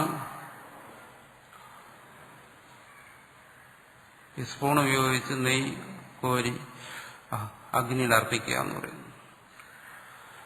അതല്ല യജ്ഞം, അത് യജ്ഞത്തിന്റെ ഒരു ഭാഗം. അതുകൂടി ചേരുമ്പോൾ യജ്ഞപൂർത്തി സംഭവിക്കുന്നു.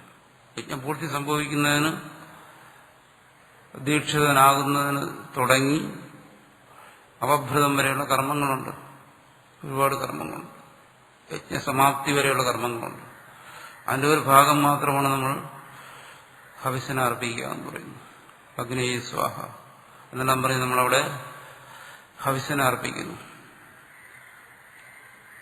അത് യജ്ഞത്തിന്റെ ഒരു ഭാഗമാണ് അർപ്പണം. ഇതൊരു ഉദാഹരണമായി പറയുന്നു. ഇതുപോലെ ആ തത്വജ്ഞന്റെ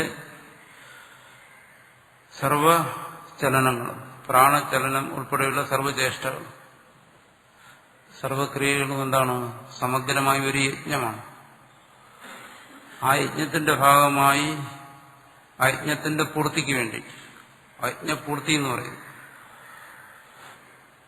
യജ്ഞസമാപ്തി എന്ന് പറയുന്ന ഇവിടെ അവഭൃതം പോലെയുള്ള ചടങ്ങുകളോടുകൂടിയാണ് യജ്ഞം സമാപ്തമാകുന്നത്. എല്ലാ പ്രവൃത്തികളും ചെയ്ത് അതിന്റെ നമ്മൾ സാധാരണ ചെയ്യുന്നു. ഒരു ജോലിക്ക് കഴിഞ്ഞതിന് ശേഷം കുളിച്ചിട്ട് വിശ്രമിക്കുന്നു. ജോലിയോടെ പൂർത്തിയായി. അതുപോലെ യജ്ഞത്തിന്റെ അവസാനം ചെയ്യേണ്ട ചടങ്ങുകളെല്ലാം ചെയ്ത് ആ യജ്ഞത്തിൽ നിന്നൊരാൾ വിരമിക്കുന്നു. അതുപോലെ തന്നെ തത്വജ്ഞനെ സംബന്ധിച്ചിടത്തോളം യജ്ഞപൂർത്തി എന്ന് പറയുന്നത്, വിശ്രമം എന്ന് പറയുന്നത് എന്താണ്? തന്റെ ശരീരപാദമാണ്. അതുവരെയുള്ള പ്രവൃത്തികൾ, അതിൽ സമഗ്രമാകുന്ന ആ പ്രവൃത്തികൾ, അതിൽ അന്തർഭവിച്ചിരിക്കുന്ന പ്രവൃത്തികളുടെ ഭാഗമായിട്ടാണ് സാധാരണ ചെയ്തു വരുന്ന എല്ലാ കാര്യങ്ങളും. ലോകർക്ക് ഉപദേശം കൊടുക്കുക, ആശ്രമം സ്ഥാപിക്കുക, സത് ധർമ്മത്തെ നിലനിർത്തുക തുടങ്ങിയ അനേക പ്രവൃത്തികൾ. അതിന് ഓരോ അർപ്പണമാണ്. ബ്രഹ്മാർപ്പണം. ഏന കർണേന, ഏതൊരു കർണം കൊണ്ടാണോ ബ്രഹ്മവിദ് ഹവി അഗ്നൗ അർപ്പയതി തദ്ബ്രഹ്മ ഏവേദി പശ്യതി. ആ അർപ്പണത്തെ, ആ കർണത്തെ താൻ തന്റെ യജ്ഞപൂർത്തിക്ക് വേണ്ടി ചെയ്യുന്ന, ആശ്രയിക്കുന്നു ഓരോ കർണങ്ങളെയും എന്തായി കാണുന്നു?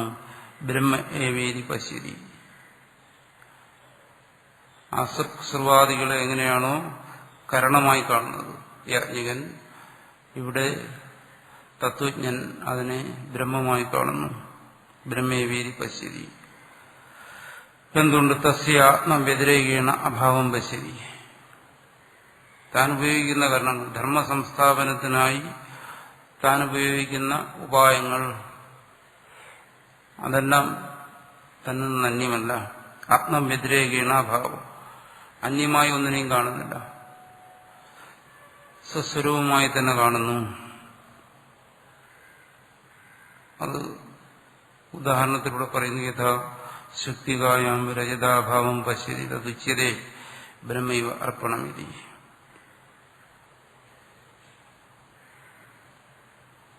കാരണം മായയിൽ നിന്നും മോചിതനായിരിക്കും. മായാമോചിതനായിരിക്കുന്ന ആ തത്വജ്ഞൻ എങ്ങനെയാണ്? ഒരാൾ ശുക്തി രജതത്തെ കണ്ടു, ഒരു ചെറിയൊരു ക്ഷണം മാത്രമേ ഉണ്ടായിരുന്നു. അയാളുടെ നീണ്ട അനുഭവ തലത്തിൽ ആ ഭ്രമമുണ്ടായത് ഒരു ചെറിയൊരു ക്ഷണം മാത്രമാണ്. താരതമ്യപ്പെടുത്താനില്ല, ഒരു സമയമൊന്നും താരതമ്യപ്പെടുത്താൻ കൂടി ഇല്ലാത്ത ഒരു സമയത്തേക്കേ ഉള്ളൂ ഈ ഭ്രമം എന്ന് പറയും.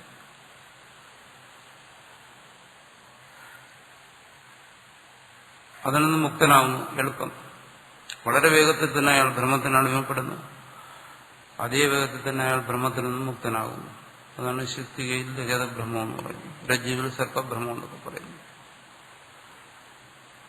ഭ്രമമില്ലാത്ത സമയവുമായി താരതമ്യപ്പെടുത്തുമ്പോൾ ഭ്രമത്തിന്റെ സമയം നമുക്ക് അളക്കാൻ പോലും വയ്യാത്ത അത്രയും സൂക്ഷ്മമായ ഒരു സമയത്തേക്ക് ഭ്രമമാകും. ബാക്കിയുള്ള സമയത്തെല്ലാം അയാൾ ഭ്രമത്തിൽ നിന്ന് മുക്തനായി. സാധാരണ ഒരു അജ്ഞന്റെ കാര്യം പറയും. അയാൾ ജനിച്ചു മരിക്കുന്നു, ദീർഘകാലം അയാൾ ജീവിച്ചിരിക്കുന്നു. അയാളവിടെ എണ്ണിത്തിട്ടപ്പെടുത്തുന്ന കാലം, മിനിറ്റ്, മണിക്കൂർ, ദിവസം, ആഴ്ച, മാസം, വർഷം, ഇങ്ങനെ എണ്ണിത്തിട്ടപ്പെടുത്തുന്ന ആ കാലവുമായിട്ട് അപേക്ഷിച്ച് നോക്കുമ്പോൾ അയാൾ ജീവിതത്തിൽ ഭ്രമത്തിനടിപ്പെട്ടത് ഒരു സെക്കൻഡ് എന്ന് പോലും പറയാൻ വയ്യാത്തൊരു ചെറിയ കാലമാണ്. ആ കാലത്തിൽ നിന്ന് മുക്തനായി കഴിഞ്ഞാൽ മുക്തനാകുന്നതും അതേ വേഗത്തിൽ തന്നെ. അയാളുടൻ തിരിച്ചറിയുന്നത് എന്താണ്? ഇവിടെ കയറേ ഉള്ളൂ, ഇവിടെ ശക്തിയേ ഉള്ളൂ. വാസ്തവത്തിലാണ് അയാൾ പെട്ടെന്ന് എത്തിച്ചേരുന്നത്. വാസ്തവത്തിലാണ് അയാൾ കൂടുതൽ സമയം നിൽക്കുന്നത്. ഭ്രമത്തിൽ വളരെ തുച്ഛമായ സമയത്തെ നിലനിൽക്കുന്നുള്ളൂ. അതുകൊണ്ട് തന്നെ അയാൾ ഭ്രമത്തെ അറിയുന്നത് എന്താണ്? വളരെ തുച്ഛമെന്നാണ്. തത്വജ്ഞനെ സംബന്ധിച്ചിടത്തോളം അതുപോലെ യഥാശക്തികായാം രജതാഭാവം പശ്യതി. ഭ്രമത്തിന് അടിമപ്പെട്ട അജ്ഞൻ വളരെ വേഗത്തിൽ ഭ്രമത്തിലേക്ക് പോയി അതേ വേഗത്തിൽ ഭ്രമത്തിൽ നിന്ന് തിരിച്ചറിഞ്ഞ് തിരിച്ചു വന്നു. എന്നിട്ട് പറയുന്നു ഇവിടെ ഒന്നുമില്ല, ഇത് കയറേ ഉള്ളൂ, മുത്തിച്ചിപ്പിയേ ഉള്ളൂ എന്നെല്ലാം പറയുന്നു. സഹജമായി പ്രത്യേകിച്ചൊന്നും സംഭവിക്കാത്തവർ ഇവിടെ ഒന്നും സംഭവിച്ചിട്ടില്ല എന്നാ പറയുന്നു. എന്തുകൊണ്ട്? അയാൾക്കറിയാം വാസ്തവത്തിലുള്ള സർപ്പമല്ല അവിടെ, വാസ്തവത്തിലുള്ള രഹിതമല്ല അവിടെ. ഇവിടെ പ്രത്യേകിച്ച് യാതൊന്നും തന്നെ സംഭവിച്ചില്ല. അങ്ങനെ ഒരു വസ്തു അവിടെ ഉണ്ടായില്ല. അവിടെ ഒരു സർപ്പവും ഉണ്ടായില്ല, അവിടെ ഒരു രജതവും ഉണ്ടായില്ല എന്ന് തിരിച്ചറിയുന്നത് പോലെ സർപ്പത്തിന്റെയും രജതത്തിന്റെയും അഭാവത്തെ കാണുന്നു. എന്നുവെച്ചാൽ അങ്ങനെ ഒന്നും ഉണ്ടായിട്ടേ ഇല്ല എന്നറിയുന്നു. ഒന്നും ഉണ്ടായി നശിച്ചെന്നല്ല അറിയുന്നു. അല്പസമയം അങ്ങനെ ഒരു വസ്തു കൂടെ ഉണ്ടായി, പിന്നെ അത് മറഞ്ഞു എന്നല്ല, അങ്ങനെ ഒന്നും ഉണ്ടായിട്ടേ ഇല്ല എന്നറിയുന്നു. അതുപോലെ തത്വജ്ഞനും എന്ത് ചെയ്യുന്നു? തന്റെ ഈ കർമ്മമണ്ഡലം, തന്റെ യജ്ഞപൂർത്തിക്കായി താൻ ഉപയോഗിച്ചിരിക്കുന്ന ഈ കർമ്മമണ്ഡലം, അത് തത്വജ്ഞനെ സംബന്ധിച്ചിടത്തോളം വളരെ തുച്ഛമാണ്.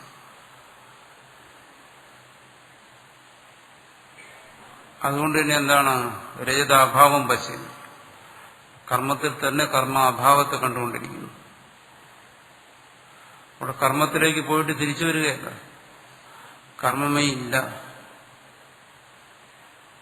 ഇല്ലാത്തതായ കർമ്മത്തെ തന്നെ കണ്ടുകൊണ്ടിരിക്കുന്നു. രജതാഭാവം പശ്യതി തദുച്യതേ ബ്രഹ്മൈവ അർപ്പണം. അവിടെ ബ്രഹ്മമേ ഉള്ളൂ, അർപ്പണമില്ല.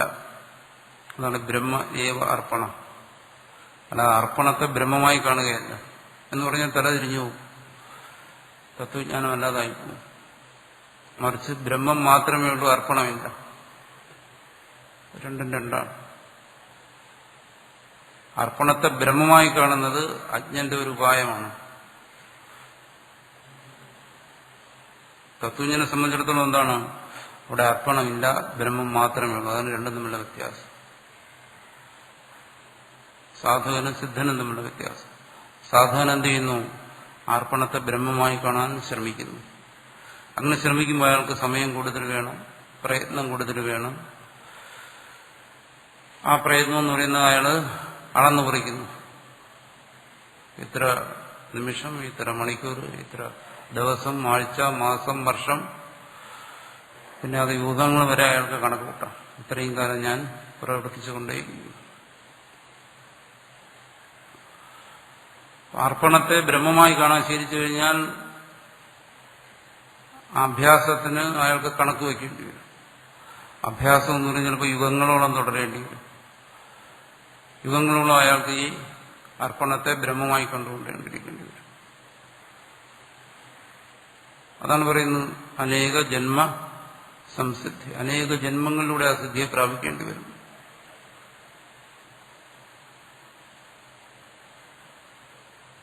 അനേക ജന്മങ്ങളിൽ പരിശ്രമിക്കേണ്ടി വരും. എന്തുകൊണ്ട്? അയാൾ അർപ്പണത്തെ ബ്രഹ്മമായി കാണുന്നു. അതിനാണ് വേറെ രീതിയിൽ ഉപാസന എന്ന് പറയുന്നത്. അത് കാലതാമസം എടുക്കുന്ന കാര്യമാണ്. തത്വജ്ഞൻ അങ്ങനെയല്ല. തത്വജ്ഞനെ സംബന്ധിച്ചിടത്തോളം ബ്രഹ്മ ഏവ അർപ്പണം. ബ്രഹ്മമേ ഉള്ളൂ, ആരുടെ അർപ്പണമില്ല. അർപ്പണത്തിൽ അയാൾ ബ്രഹ്മത്തെ കാണുന്നില്ല, മറിച്ച് ബ്രഹ്മമേ അയാൾക്കുള്ളൂ. അതാണ് തത്വജ്ഞാനം. ആദ്യം പറഞ്ഞത് ഉപാസന. ഉപാസന കാലത്തെ ആശ്രയിക്കുന്നു, അതിന്റെ പക്വതയ്ക്ക് ദീർഘകാലത്തെ ആശ്രയിക്കുന്നു, അനേക ജന്മങ്ങൾ. തത്വജ്ഞാനത്തിലാണെങ്കിലോ അവിടെ സമയാപേക്ഷയില്ല.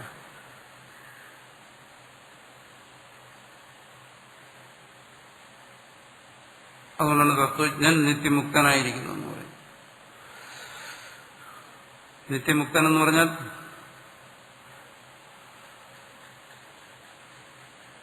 അയാൾക്ക് ഒരിക്കലും അർപ്പണം ഉണ്ടായിട്ടേയില്ല. അയാൾ ഒരിക്കലും ബന്ധനത്തിൽ പെട്ടിട്ടേയില്ല. ഇത്രയും കാലം എനിക്ക് ബന്ധനം, അത് കഴിഞ്ഞ് ഇത്രയും കാലം മോക്ഷം, അങ്ങനെ കാലത്തെ അപേക്ഷിച്ച് അയാൾ കാണുന്നില്ല. നിത്യമുക്തനായി തന്നെയിരിക്കും. നിരാമയം, നിത്യമുക്തവും നിരാമയം. അയാൾ ആമയത്തിൽ നിന്നും പിന്നെ മുക്തനായതല്ല, അയാൾ നിരാമയനായിരുന്നു എപ്പോൾ. നിത്യതൃപ്തൻ എന്നെല്ലാം പറഞ്ഞു. അതുകൂടെ പറയുന്നു എന്താണ്? ബ്രഹ്മൈവ അർപ്പണം. അയാളെ സംബന്ധിച്ചിടത്തോളം, തത്വജ്ഞനെ സംബന്ധിച്ചിടത്തോളം അർപ്പണം ബ്രഹ്മം തന്നെ. യഥാ യദ്രജതം തത്ശക്തികായോ. അതുതന്നെയാണ്. ഏതാണോ രജതം, ഏതാണോ രജതമായി കാണുന്നത്, ഏതിനാണോ കർമ്മമായി കാണുന്നത്, അർപ്പണമായി കാണുന്നത്, അതവിടെ ബ്രഹ്മം തന്നെ. ശക്തികായോ, അത് ശുക്തിക തന്നെയാണ്. ഏത് രജതം? അജ്ഞന്മാരതിനെ രജതമെന്ന് പറയുന്നു. തത്വജ്ഞനാണെങ്കിലും അതിനെ ശുക്തിക എന്ന് പറയുന്നു. അതാണ് ജ്ഞാനിയുടെ അനുഭവം.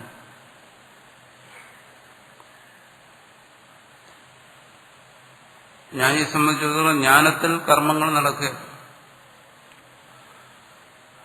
കർമ്മമില്ല, ജ്ഞാനം മാത്രമേ ഉള്ളൂ. രണ്ടും കൂടെയല്ല. ജ്ഞാനിയെ സംബന്ധിച്ചിടത്തോളം ജ്ഞാനം എന്ന് പറഞ്ഞാൽ തന്നെ എന്താണ്? അവിടെ ദ്വൈതാനുഭവം ഇല്ലാതിരിക്കുക. ജ്ഞാനാനുഭവവും പ്രപഞ്ചാനുഭവവും രണ്ടില്ല. രണ്ടുണ്ടെങ്കിൽ അവിടെ ദ്വൈതമാണ്. അതായത് രണ്ടും കൂടെ കാണുന്നില്ല. രജതത്തെയും ശുക്തിയെയും രണ്ടും കൂടെ കാണുന്നില്ല. രജ്ജുവിനെയും സർപ്പത്തെയും രണ്ടിനെയും കൂടെ കാണുന്നില്ല. ഇവിടെ രജ്ജു മാത്രമേ ഉള്ളൂ, ശുക്തിക മാത്രമേ ഉള്ളൂ, അതുപോലെ ജ്ഞാനം മാത്രമേ ഉള്ളൂ. അതാണ് ബ്രഹ്മാർപ്പണം. അത് ബ്രഹ്മം തന്നെയാണ്. ബ്രഹ്മ അർപ്പണ ഇത്യസമസ്തേ പദേ. ഭാഷാപരമായ ഒരു കാര്യത്തെക്കുറിച്ച് പറയുകയാണ്. ഇതിനെ വേണമെങ്കിൽ ഒരു സമസ്ത പദമായിട്ട് എടുക്കണം. ബ്രഹ്മ അർപ്പണം യസ്യ സമസ്ത പദമായിട്ട് എടുക്കാം. പക്ഷെ അങ്ങനെയല്ല, ഇവിടെ വേറെയാണ്. ഇത് അസമസ്ത പദമാണ്. രണ്ട് പദങ്ങളാണ്. എന്താണ്? യത് അർപ്പണ ബുദ്ധ്യ ഗൃഹ്യതേ ലോകി തദസ്യ ബ്രഹ്മവിദോ ബ്രഹ്മൈവ. അജ്ഞൻ പറയുന്നു ഇതിനെ അർപ്പണമെന്ന് പറയുന്നു. അവന് കർമ്മത്തെ കർമ്മമായിട്ടേ കാണാൻ പറ്റും. അവൻ പറയുന്നു ഇതെന്റെ കർമ്മമാണ്, ഞാൻ അനുഷ്ഠിക്കപ്പെടേണ്ടതാണ്, ഞാൻ ലോക നന്മയ്ക്ക് വേണ്ടി അനുഷ്ഠിക്കുന്നു, അല്ലെങ്കിൽ എന്റെ മനഃശുദ്ധിക്ക് വേണ്ടി അനുഷ്ഠിക്കുന്നു, അല്ലെങ്കിൽ ഞാൻ ഈശ്വരാനുഗ്രഹത്തിന് വേണ്ടി അനുഷ്ഠിക്കുന്നു, ഇങ്ങനെയെല്ലാം പറയുന്നു. അത് അജ്ഞന്റെ ജ്ഞാനം കൊണ്ട് പറയുന്നതാണ്. പക്ഷെ തത്വജ്ഞന്റെ ജ്ഞാനം അതല്ല. യഥർപ്പണം ബുദ്ധിയ ഗൃഹ്യതേ ലോകേ. അജ്ഞന്മാർ കർമ്മത്തെ കർമ്മമായി തന്നെ കണ്ടുകൊണ്ട് ആ കർമ്മത്തെ ഉപയോഗിച്ച് കർമ്മത്തിൽ നിന്ന് മോചനം നേടാൻ പ്രവർത്തിക്കുന്നു. കർമ്മയോഗം. തദസ്യ ബ്രഹ്മയുതോ ബ്രഹ്മൈവ ആണ് പറഞ്ഞ. ബ്രഹ്മജ്ഞന് കർമ്മയോഗമില്ല. കർമ്മമില്ലാത്ത ആളിങ്ങനെ കർമ്മയോഗം ഉണ്ടാവും. ബ്രഹ്മൈവ, അവിടെ ബ്രഹ്മം മാത്രമേ ഉള്ളൂ, കർമ്മമില്ല. അദ്വൈത അനുഭവവും അദ്വൈത ഭാവനയും തമ്മിലുള്ള വ്യത്യാസം. കർമ്മയോഗിക്ക് അദ്വൈത ഭാവനയാണ്, ബ്രഹ്മജ്ഞന് അദ്വൈത അനുഭവം. രണ്ടും തമ്മിലുള്ള വ്യത്യാസം. അദ്വൈത ഭാവന ഒരു പായം, അദ്വൈത അനുഭവം എന്ന് പറയുന്നത് സിദ്ധി, മറ്റൊരു സാധനം. ബ്രഹ്മവിദോ ബ്രഹ്മൈവ. ബ്രഹ്മജ്ഞൻ എന്താണിത്? ബ്രഹ്മം തന്നെയാണ്, ബ്രഹ്മാർപ്പണം. ബ്രഹ്മഹവി തഥാ യത് അഭിർബുദ്ധ്യ ഗൃഹ്യമാണ് തത് ബ്രഹ്മൈവ അസ്യ. കർമ്മം എന്ന് പറയുമ്പോൾ അതിന് അർപ്പണവും ഹവിസും എല്ലാം വന്നു കഴിഞ്ഞു. എന്നാലും ഉദാഹരണത്തിലൂടെ അതിനെ വ്യക്തമാക്കുകയാണ്. അതിന്റെ കർമ്മത്തിന്റെ ഓരോ ഭാഗങ്ങളും, കർമ്മത്തിന് ആത്മനിഷ്ഠമായ ഭാഗമുണ്ട്, സ്വനിഷ്ഠമായ ഭാഗങ്ങളുണ്ട്, ബാഹ്യനിഷ്ഠമായ പദാർത്ഥനിഷ്ഠമായ ഭാവങ്ങളുണ്ട്. ഇതിനെല്ലാത്തിനും വ്യക്തമാക്കാൻ വേണ്ടി പറയുകയാണ്. ബ്രഹ്മഹവിഹി തഥാ യത് ഹവിർബുദ്ധ്യാ ഗൃഹ്യമാണം തദ് ബ്രഹ്മൈവ അസ്യ. ആ യാജ്ഞികൻ പറയുന്നത് ഇത് ഹവിസ്സാണ്. യജ്ഞത്തിൽ സമർപ്പിക്കുന്നതിന് വേണ്ടി ഉണ്ടാക്കുന്ന വസ്തുക്കൾ, ഹവിസ്, പുരോടാശം എന്നെല്ലാം യാജ്ഞികന്മാർ പറയുന്ന വസ്തുക്കൾ. അഗ്നിയിൽ അർപ്പിക്കുന്നതിന് വേണ്ടി പല സാധനങ്ങളാണ് ഉണ്ടാക്കുന്നു യജ്ഞത്തിൽ അർപ്പിക്കാൻ. ഹവിസ് എന്ന് പറയുന്നു. അതിനല്ല ഇത് ഹവിർബുദ്ധ്യാഗൃഹ്യമാണ്. ഹവിസായ അതും എന്താണ്? ബ്രഹ്മൈവ അസ്യ. സമർപ്പിക്കാൻ ഉപയോഗിക്കുന്ന വസ്തുക്കൾ അതും ബ്രഹ്മം തന്നെ. അത് യാജ്ഞികൻ സൃഷ്ടിച്ച് സമർപ്പിക്കുന്നു. അതുപോലെ തത്വജ്ഞനെ സംബന്ധിച്ചിടത്തോളം ആണെങ്കിലോ താൻ സൃഷ്ടിച്ച് സമർപ്പിക്കുന്നത് അത് ബ്രഹ്മം തന്നെയാണ്. ജ്ഞാനാഗ്നിയിൽ സമർപ്പിക്കുന്നു. തന്റെ കർമ്മം കൊണ്ട് സൃഷ്ടിക്കുന്നത് ലോകസംഗ്രഹത്തിന് വേണ്ടി താൻ സൃഷ്ടിക്കപ്പെടുന്നതെല്ലാം എന്ത് ചെയ്യുന്നു? അത് ജ്ഞാനാഗ്നി സമർപ്പിക്കുന്നു. അവിടെ സൃഷ്ടിക്കുന്നത് കൊണ്ട് അത് തന്നിൽ നിന്ന് അന്യമാകുന്നു. ജ്ഞാനാഗ്നിയിലാണ് അത് സമർപ്പിക്കുന്നത്. അതുകൊണ്ടത് അഗ്നിയിൽ എന്താണോ സമർപ്പിക്കുന്നത് അത് അഗ്നി തന്നെ. അതിനെ മാറി നിൽക്കാൻ പറ്റത്തില്ല. അഗ്നിയിലേക്ക് ഒരു വസ്തുവിനെ സമർപ്പിച്ചു കഴിഞ്ഞാൽ അതിന് അഗ്നിയിൽ നിന്നും മാറി നിൽക്കാൻ പറ്റത്തില്ല. ഇവിടെ സൃഷ്ടിയും സംഹാരവും രണ്ടും എന്താണ്? ജ്ഞാനം തന്നെയാണ്. ബ്രഹ്മൈവ അസ്യ, അവനെ സംബന്ധിച്ചിടത്തോളം ബ്രഹ്മം തന്നെയാണ്. തഥാ ബ്രഹ്മാഗ്നോ ഇതി സമസ്തം പദം. പക്ഷെ ഇവിടെ എന്താണ്? ബ്രഹ്മാഗ്നി, ബ്രഹ്മമാകുന്ന അഗ്നി, അത് സമസ്ത പദമാണ്. ഭാഷയെ സംബന്ധിച്ച ചില കാര്യങ്ങളാണ്. അഗ്നിരവി ബ്രഹ്മൈവ, അഗ്നിയും ബ്രഹ്മം തന്നെയാണ്. ബ്രഹ്മാഗ്നോ അടുത്ത് പറയുന്നു. എവിടേക്കാണ് സമർപ്പിക്കുന്നത്? ലോകക്ഷേമത്തിനു വേണ്ടി സമർപ്പിക്കുന്നു. ലോകക്ഷേമത്തിനായി സമർപ്പിക്കുന്നവയെല്ലാം എന്താണ്? എവിടേക്കാണ് സമർപ്പിക്കുന്നത്? അതും ബ്രഹ്മം തന്നെയാണ്. യാജ്ഞികൻ അഗ്നിക്കായി സമർപ്പിക്കുന്നു. ബ്രഹ്മജ്ഞനാണെങ്കിലോ ലോകത്തിനായി സമർപ്പിക്കുന്നു. ആർക്കു വേണ്ടി അത് സമർപ്പിക്കുന്നു? ആരാണോ സ്വീകരിക്കുന്നത്? അവിടെ അഗ്നി സ്വീകരിക്കുന്നു, ഇവിടെ ജീവന്മാർ സ്വീകരിക്കുന്നു. തത്വജ്ഞന്റെ ആ കർമ്മത്തെ സ്വീകരിക്കുന്നത് ജീവന്മാരാണ്. അതും ബ്രഹ്മം തന്നെയാണ്. എത്ര ഹുയതേ ബ്രഹ്മണ കർത്ര,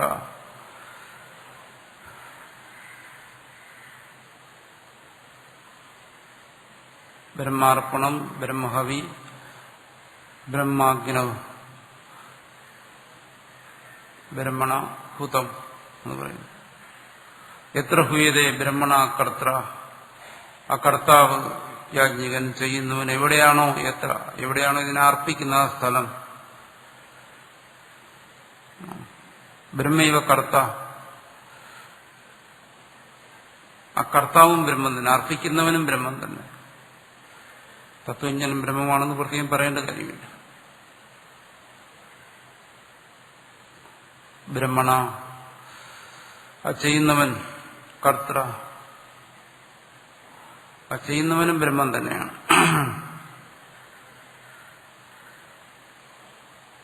യത്തേന ഹുതം, ഇനി ബ്രഹ്മണാഹുതം, ബ്രഹ്മണ എന്ന് പറഞ്ഞ ചെയ്യുന്നവനെ ഉദ്ദേശിച്ചിട്ടാണ്. അവനും ബ്രഹ്മം തന്നെയാണ്. ഹുതം, യത്തേന ഹുതം, ഹവനക്രിയ, ഇനി അയാളൊരു പ്രവൃത്തി ചെയ്യുന്നുണ്ട്. എന്താണ്? ഈ ഹവിസിനെ എടുത്ത് അതിലേക്ക് അർപ്പിക്കുക എന്ന് പറയുന്നൊരു പ്രവൃത്തി. ഹവിസ് ബ്രഹ്മമാണ്, അത് സമർപ്പിച്ച അഗ്നി ബ്രഹ്മമാണ്, അത് സമർപ്പിച്ചവൻ ബ്രഹ്മമാണ്. സമർപ്പിക്കുക എന്ന് പറയുന്ന ക്രിയ, അതാണ് ഹുതം, ഹവനക്രിയ, തദ് ബ്രഹ്മൈവ, അതും ബ്രഹ്മം തന്നെയാണ്. അതാണ് തത്വജ്ഞന്റെ ജീവിതം സമഗ്രമായിട്ടും അത് ബ്രഹ്മം തന്നെയാണ്. യത്തേന ഗന്ധവ്യം ഫലം തദപി ബ്രഹ്മൈവ. യത്തേന ഗന്ധവ്യം, ഗന്ധവ്യം എന്ന് വെച്ചാൽ പ്രാപ്തവ്യം, പ്രാപിക്കേണ്ടതായ, ഈ കർമ്മത്തിലൂടെ അവൻ പ്രാപിക്കേണ്ടതായ ഫലം, അതും ബ്രഹ്മം തന്നെ.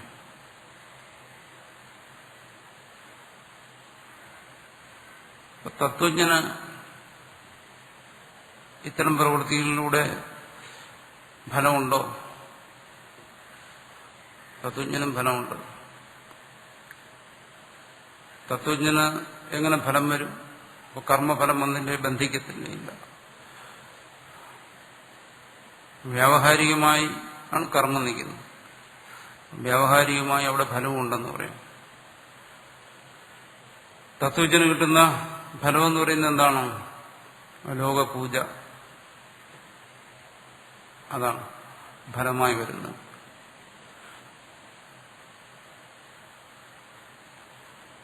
തത്വജ്ഞൻ ചെയ്യുന്ന സത്കർമ്മത്തിന്റെ ഫലമായിട്ടാണ് തത്വജ്ഞനെ ലോകർ പൂജിക്കുന്ന, ആരാധിക്കുന്നത്. അത് കർമ്മഫലമാണ്. ചോദിക്കും, അപ്പം നിന്ദിക്കുന്നതോ? തത്വജ്ഞനെ നിന്ദിക്കാറുമുണ്ടല്ലോ, അതും ചെയ്യുന്നു സത്കർമ്മത്തിന്റെ ഫലമാണോ? അത്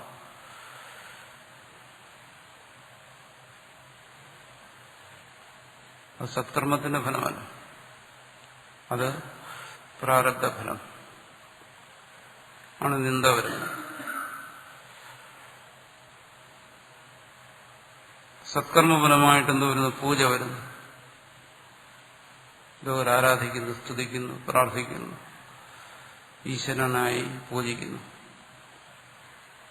അതാണ് തത്വജ്ഞന് വരുന്ന വ്യാവഹാരികമായി വരുന്ന, വ്യാവഹാരിക തലത്തിൽ വരുന്ന കർമ്മഫലം.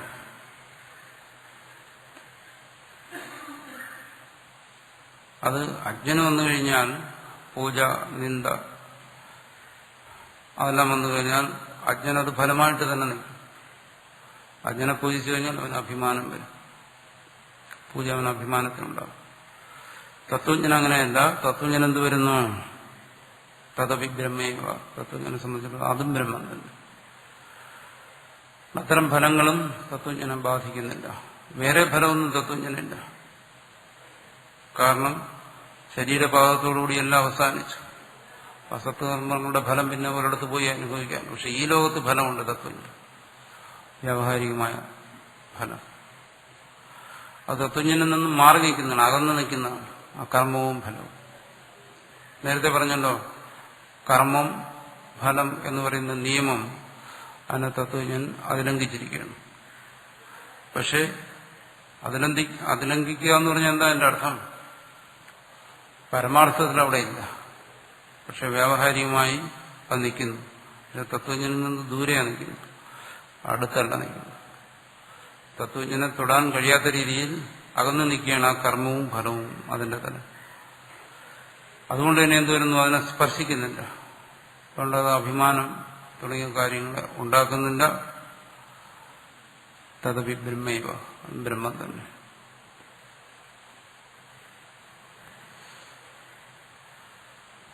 ബ്രഹ്മകർമ്മ സമാധിന, ചുരുക്കത്തിൽ പറയാണ്. എന്താണ് ബ്രഹ്മകർമ്മ സമാധിന? ബ്രഹ്മൈവ കർമ്മ, ബ്രഹ്മകർമ്മ. തസ്മിൻ സമാധിയസി സ ബ്രഹ്മകർമ്മ സമാധിസ്ഥേന ബ്രഹ്മകർമ്മ സമാധിന ബ്രഹ്മൈവ ബന്ധം. തത്വജ്ഞനെ സംബന്ധിച്ചിടത്തോളം പ്രാരബ്ധരൂപത്തിൽ തന്നിൽ വന്നിരിക്കുന്ന സർവകർമ്മങ്ങൾ, അങ്ങനെയാണ് ബ്രഹ്മകർമ്മം എന്ന് പറയുന്നത്. ആ കർമ്മങ്ങൾ എന്താണ്? സമാധിയാണ്.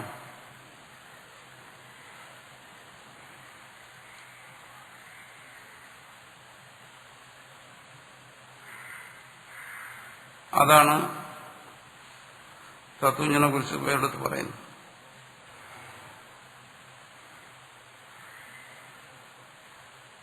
സമാധി എന്ന് പറയുന്നത് ഒരു മുമുക്ഷുവിനെ സംബന്ധിച്ചിടത്തോളം എന്താണ്? അതൊരു ഉപായമാണ്. മുമുക്ഷു സമാധി ശീലിക്കുന്നു. യോഗാഭ്യാസം ചെയ്ത് മനസ്സിനെ ഏകാഗ്രപ്പെടുത്തി മനസ്സിന്റെ ഈ വ്യാവഹാരികമായ തലം വിട്ട് അതീന്ദ്രിയമായ ഒരു തലത്തിലേക്ക് പ്രവേശിക്കുന്നതാണ് സമാധി. അഭ്യാസം കൊണ്ട് പ്രാപ്തമാകുന്ന സമാധി. സമാധിയിൽ മനസ്സ് ഇത്തരത്തിലല്ല, ഈ വ്യാവഹാരിക മണ്ഡലത്തിലെ തന്നെ സ്ഥൂലമായ ഈ വിക്ഷേപതലങ്ങളെല്ലാം വിട്ടിട്ട് അതിസൂക്ഷ്മമായ അതീന്ദ്രിയമായ ഒരു തലത്തിലേക്ക് മനസ്സ് കടന്നു ചെല്ലുന്നതാണ് സമാധി എന്ന് പറയുന്നത്.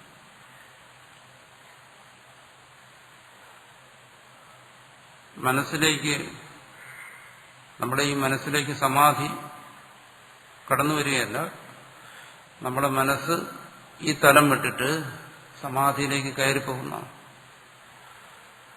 മറ്റൊരു തലത്തിലേക്ക് മനസ്സ് പ്രവേശിക്കുന്നതാണ് സമാധി.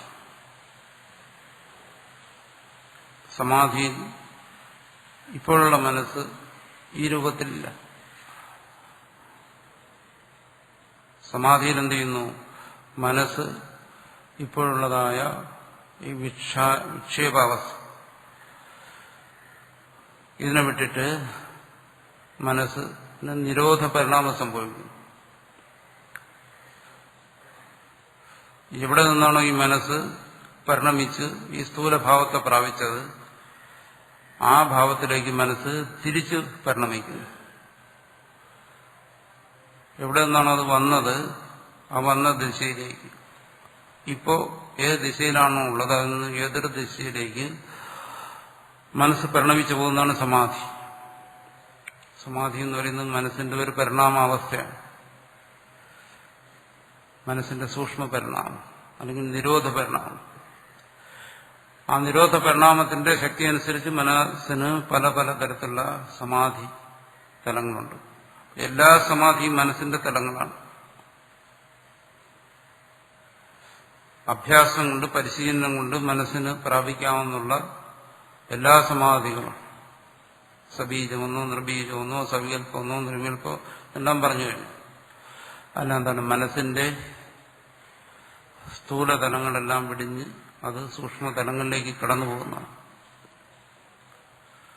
അഭ്യാസം കൊണ്ട് പ്രാപിക്കുന്ന സമാധി. ഇവിടെ പറയുന്ന അങ്ങനെ ഒരു സമാധിയെക്കുറിച്ചല്ല. അഭ്യാസം കൊണ്ട് മനസ്സ് അതിൻ്റെ തന്നെ ഏതെങ്കിലും സൂക്ഷ്മതലങ്ങളിലേക്ക് പ്രവേശിക്കുന്ന സമാധിയല്ല തത്വജ്ഞന്റെ സമാധി. നേരത്തെ പറഞ്ഞത് യോഗസമാധി, യോഗം കൊണ്ടൊരാൾ പ്രാപിക്കുന്ന സമാധി. ഇവിടെ പറയുന്നതോ ബ്രഹ്മകർമ്മ സമാധിന, ബ്രഹ്മേവ കർമ്മ, ബ്രഹ്മകർമ്മ. തത്വജ്ഞനെ സംബന്ധിച്ചിടത്തോളം തന്റെ മനസ്സിലും ശരീരത്തിലും ഉള്ള എല്ലാ സ്പന്ദനങ്ങളും അതെന്താണ്? തന്നിൽ നിന്ന് അന്യമല്ല, സ്വസ്വരൂപം തന്നെയാണ്. ബ്രഹ്മകർമ്മ തസ്മിൻ സമാധിരഹസ്യ, അതിലുള്ള നില അതാണ്. അതിലുള്ള നിലയാണ് സമാധി എന്ന് പറയുന്നത്. അത് മനസ്സിനെ പരിശീലിപ്പിച്ച് നിരോധാവസ്ഥയിലെത്തിച്ച് മനസ്സ് വിക്ഷേപമില്ലാതെ ഇരിക്കുന്ന ഒരവസ്ഥയല്ല.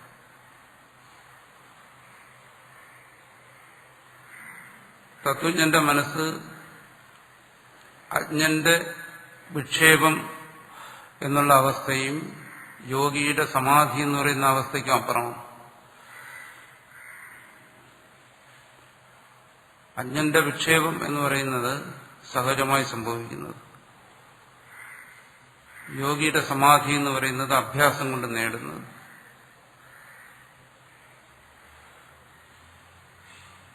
തത്വജ്ഞന്റെ സമാധി എന്ന് പറയുന്നത് രണ്ടിനും അപ്പുറം.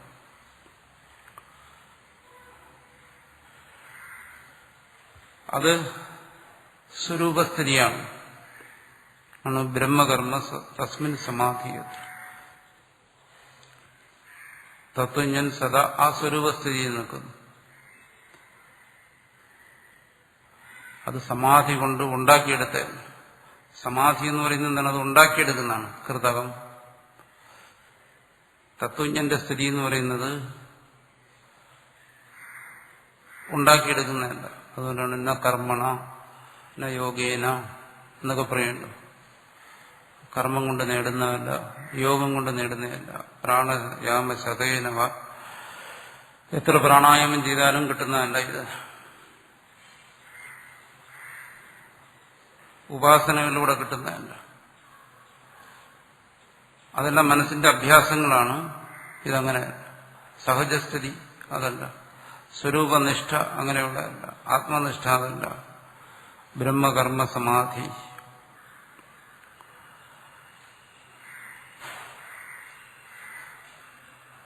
അത് ഈ വിവേകനാശങ്ങൾ, അവിവേകനാശങ്ങൾ, നമ്മൾ സാധാരണ ആർജിക്കുന്നതായ വിവേകം, അതിന്റെ നാശങ്ങൾ എല്ലാം സംഭവിക്കുന്ന സഹജസ്ഥിതിയാണ്. അത് പരിണമിച്ച് എത്തുന്നതല്ല, ഉണ്ടാക്കിയെടുക്കുന്നതല്ല, അഭ്യാസം കൊണ്ട് നേടുന്നതല്ല. ആണ് പറയുന്നു തസ്മിൻ സമാധി. അപ്പോ തത്വജ്ഞൻ എന്ന് പറഞ്ഞാൽ തത്വജ്ഞൻ, ഇവിടെ പറയുന്ന തത്വജ്ഞൻ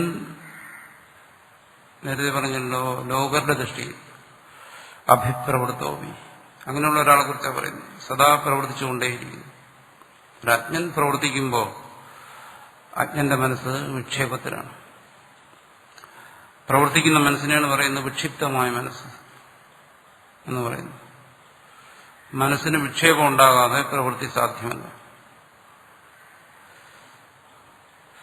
അതുകൊണ്ട് എന്ത് ചെയ്യുന്നു? അവൻ അഭ്യസിച്ച് മനസ്സിനെ സമാധിയിലേക്ക് കൊണ്ടുപോകുന്നു, നിരോധിക്കുന്നു. മനസ്സിന് നിരോധ പരിണാമത്തെ ഉണ്ടാക്കുന്നു, നിരോധ സംസ്കാരത്തെ ഉണ്ടാക്കുന്നു. അങ്ങനെ അയാൾ മനസ്സിനെ സമാധിയിലേക്ക് കൊണ്ടുവന്ന് അഭ്യസിച്ച് അയാളുടെ സഹജമായി വിക്ഷേപം വരുന്ന മനസ്സിന് അഭ്യാസം കൊണ്ട് നിരോധത്തിലെത്തിക്കുന്നു. തത്വജ്ഞനെ സംബന്ധിച്ചിടത്തോളം ഇത് രണ്ടുമല്ല. എന്ന് പറഞ്ഞു കഴിഞ്ഞാൽ തത്വജ്ഞൻ കർമ്മത്തിൽ പ്രവർത്തിക്കുമ്പോഴും പരമാർത്ഥത്തിൽ അയാളുടെ മനസ്സ് വിക്ഷിപ്തമല്ല, മനസ്സിൽ വിക്ഷേപമില്ല. അതാണ് അതിന്റെ വ്യത്യാസം.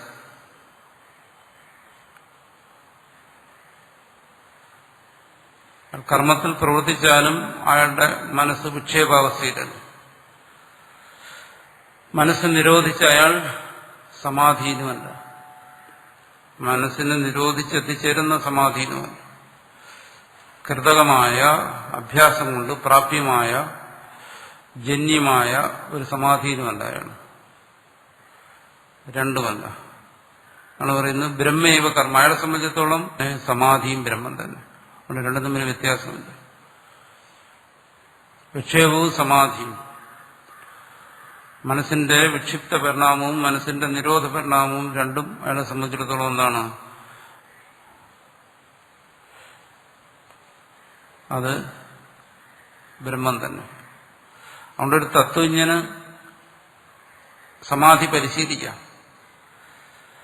വേണമെങ്കിൽ ഒരു തത്വജ്ഞന് സമാധി ഇരിക്കാം.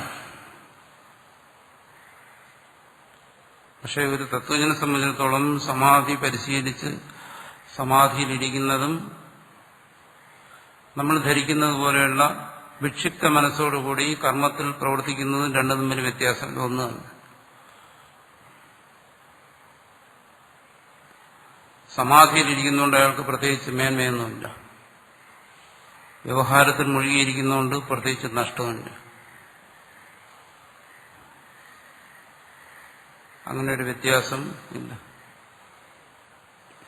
പക്ഷെ ഒരു തത്വജ്ഞനാണ്, അയാൾക്ക് സമാധി പരിശീലിച്ചുകൂടാവുന്നില്ല. അയാൾക്ക് പ്രപഞ്ച വിസ്മൃതി വരാം സമാധിയിൽ. ഏതുപോലെ? അത് ഉറക്കം പോലെയുള്ളൂ. ഉറക്കം സഹജമായി പ്രപഞ്ച വിസ്മൃതി സംഭവിക്കുന്നു. അഭ്യാസം കൊണ്ട് സമാധിയിൽ ചെന്നിട്ട് പ്രപഞ്ച വിസ്മൃതി സംഭവിക്കുന്നു. സമാധിയല്ല തത്വനിഷ്ഠ. തത്വനിഷ്ഠന് സമാധിയും ആകാം. ആണ് അതിന്റെ വ്യത്യാസം. തത്വനിഷ്ഠന് സമാധിയാകാം, പക്ഷെ തത്വനിഷ്ഠയിൽ വിക്ഷേപവുമില്ല, സമാധിയില്ല. അതുകൊണ്ട് ഇവിടെ പറയുന്നത് എന്താണ്? കർമ്മവും അയാളെ സംബന്ധിച്ച് സമാധിയാണ്. അതാണ്. യോഗിയെ സംബന്ധിച്ച് അങ്ങനെയല്ല. യോഗിയെ സംബന്ധിച്ച് കർമ്മം വിക്ഷേപമാണ്. കർമ്മത്തിൽ അയാളുടെ മനസ്സ് വിക്ഷിപ്തമായിരിക്കും.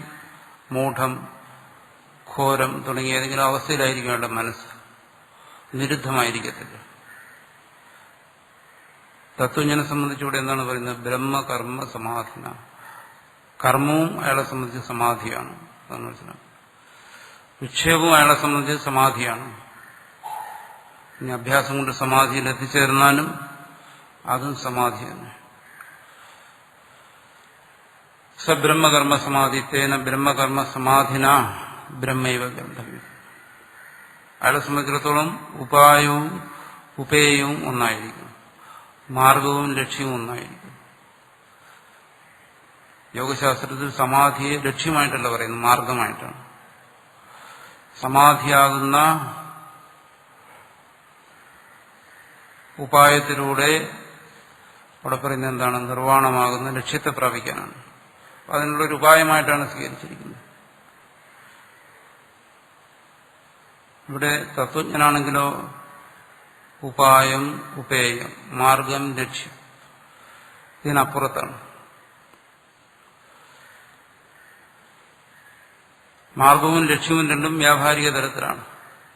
അതിനെ അതിക്രമിച്ചതുമാണ് തത്വജ്ഞൻ. അതുകൊണ്ടെന്താണ് അയാളെ സംബന്ധിച്ചിടത്തോളം പ്രാപ്യമായിരിക്കുന്നതും അതിന് ഉപായമായിരിക്കുന്നതും എല്ലാം ബ്രഹ്മം തന്നെ ആണ്. ബ്രഹ്മകർമ്മ സമാധിന. കർമ്മവും അയാളെ സംബന്ധിച്ചിടത്തോളം സമാധിയാണ്. അതിലൂടെ അയാൾ എത്തിച്ചേർന്ന് നിൽക്കുന്നത് ഇവിടെ ആ സമാധി തന്നെ. രണ്ടും ഒന്ന് തന്നെ. വിക്ഷേപവും സമാധിയും ഒന്ന് തന്നെ. കർമ്മവും സമാധി തന്നെയാണ്. ഗന്ധവ്യമായിരിക്കുന്ന ബ്രഹ്മവും അതും ബ്രഹ്മം തന്നെയാണ്. കർമ്മവും ബ്രഹ്മം തന്നെയാണ്. അതാണ് തത്വജ്ഞനും മറ്റ് അഭ്യാസികളും തമ്മിലുള്ള വ്യത്യാസം. ബ്രഹ്മകർമ്മ സമാധിന എന്ന് പറഞ്ഞാൽ തത്വജ്ഞനെ സംബന്ധിച്ചിടത്തോളം കണ്ണടച്ചിരുന്നാലും ബ്രഹ്മം തന്നെ, കണ്ണ് തുറന്നിരുന്നാലും ബ്രഹ്മം തന്നെ. കണ്ണ് തുറന്നു കഴിഞ്ഞാൽ മനസ്സ് വിക്ഷിപ്തമായി തത്വജ്ഞാനിയുടെ മനസ്സ്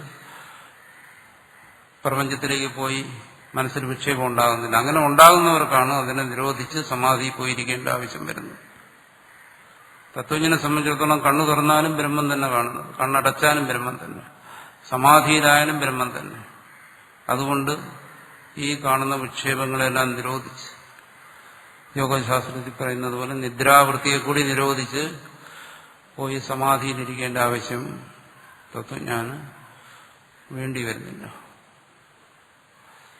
എന്തുകൊണ്ട്? അത് അവിടെ വിക്ഷേപവുമില്ല, നിരോധവുമില്ല. അതുകൊണ്ട് അതാണ് ഇവിടെ പറയുന്നത് ബ്രഹ്മകർമ്മ സമാധാന. കർമ്മവും തത്വജ്ഞനെ സംബന്ധിച്ചിടത്തോളം ബ്രഹ്മം തന്നെയാണ്. ബ്രഹ്മൈവ ഗന്ധവ്യം ആണ് ശ്രുതിയിലും മറ്റും പറയുന്നത്. സർവം ഖല്ലു ഇദം ബ്രഹ്മ എന്നും മറ്റും പറയുന്നത് ആ അവസ്ഥയെക്കുറിച്ചാണ്.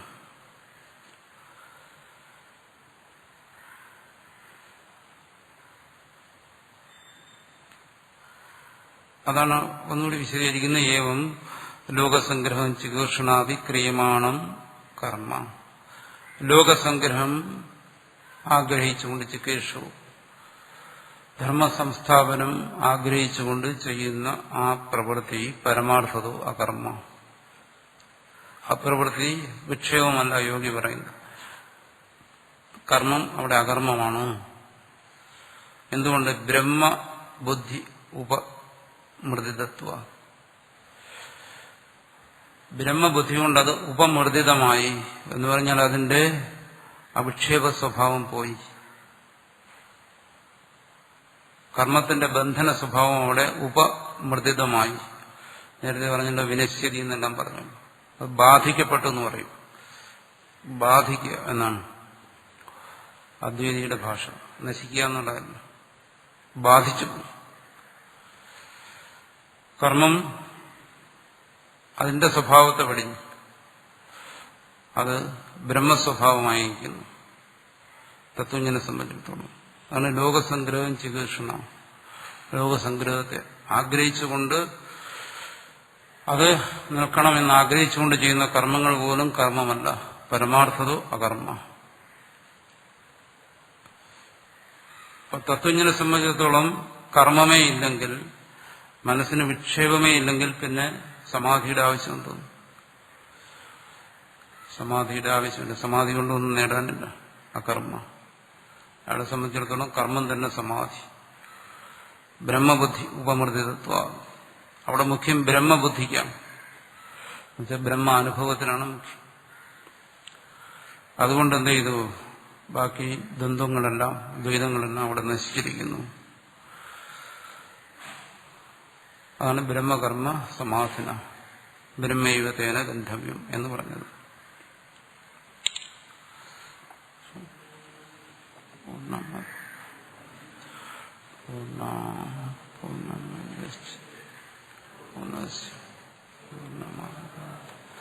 പൂർണ്ണമേവാവശിഷ്യതി.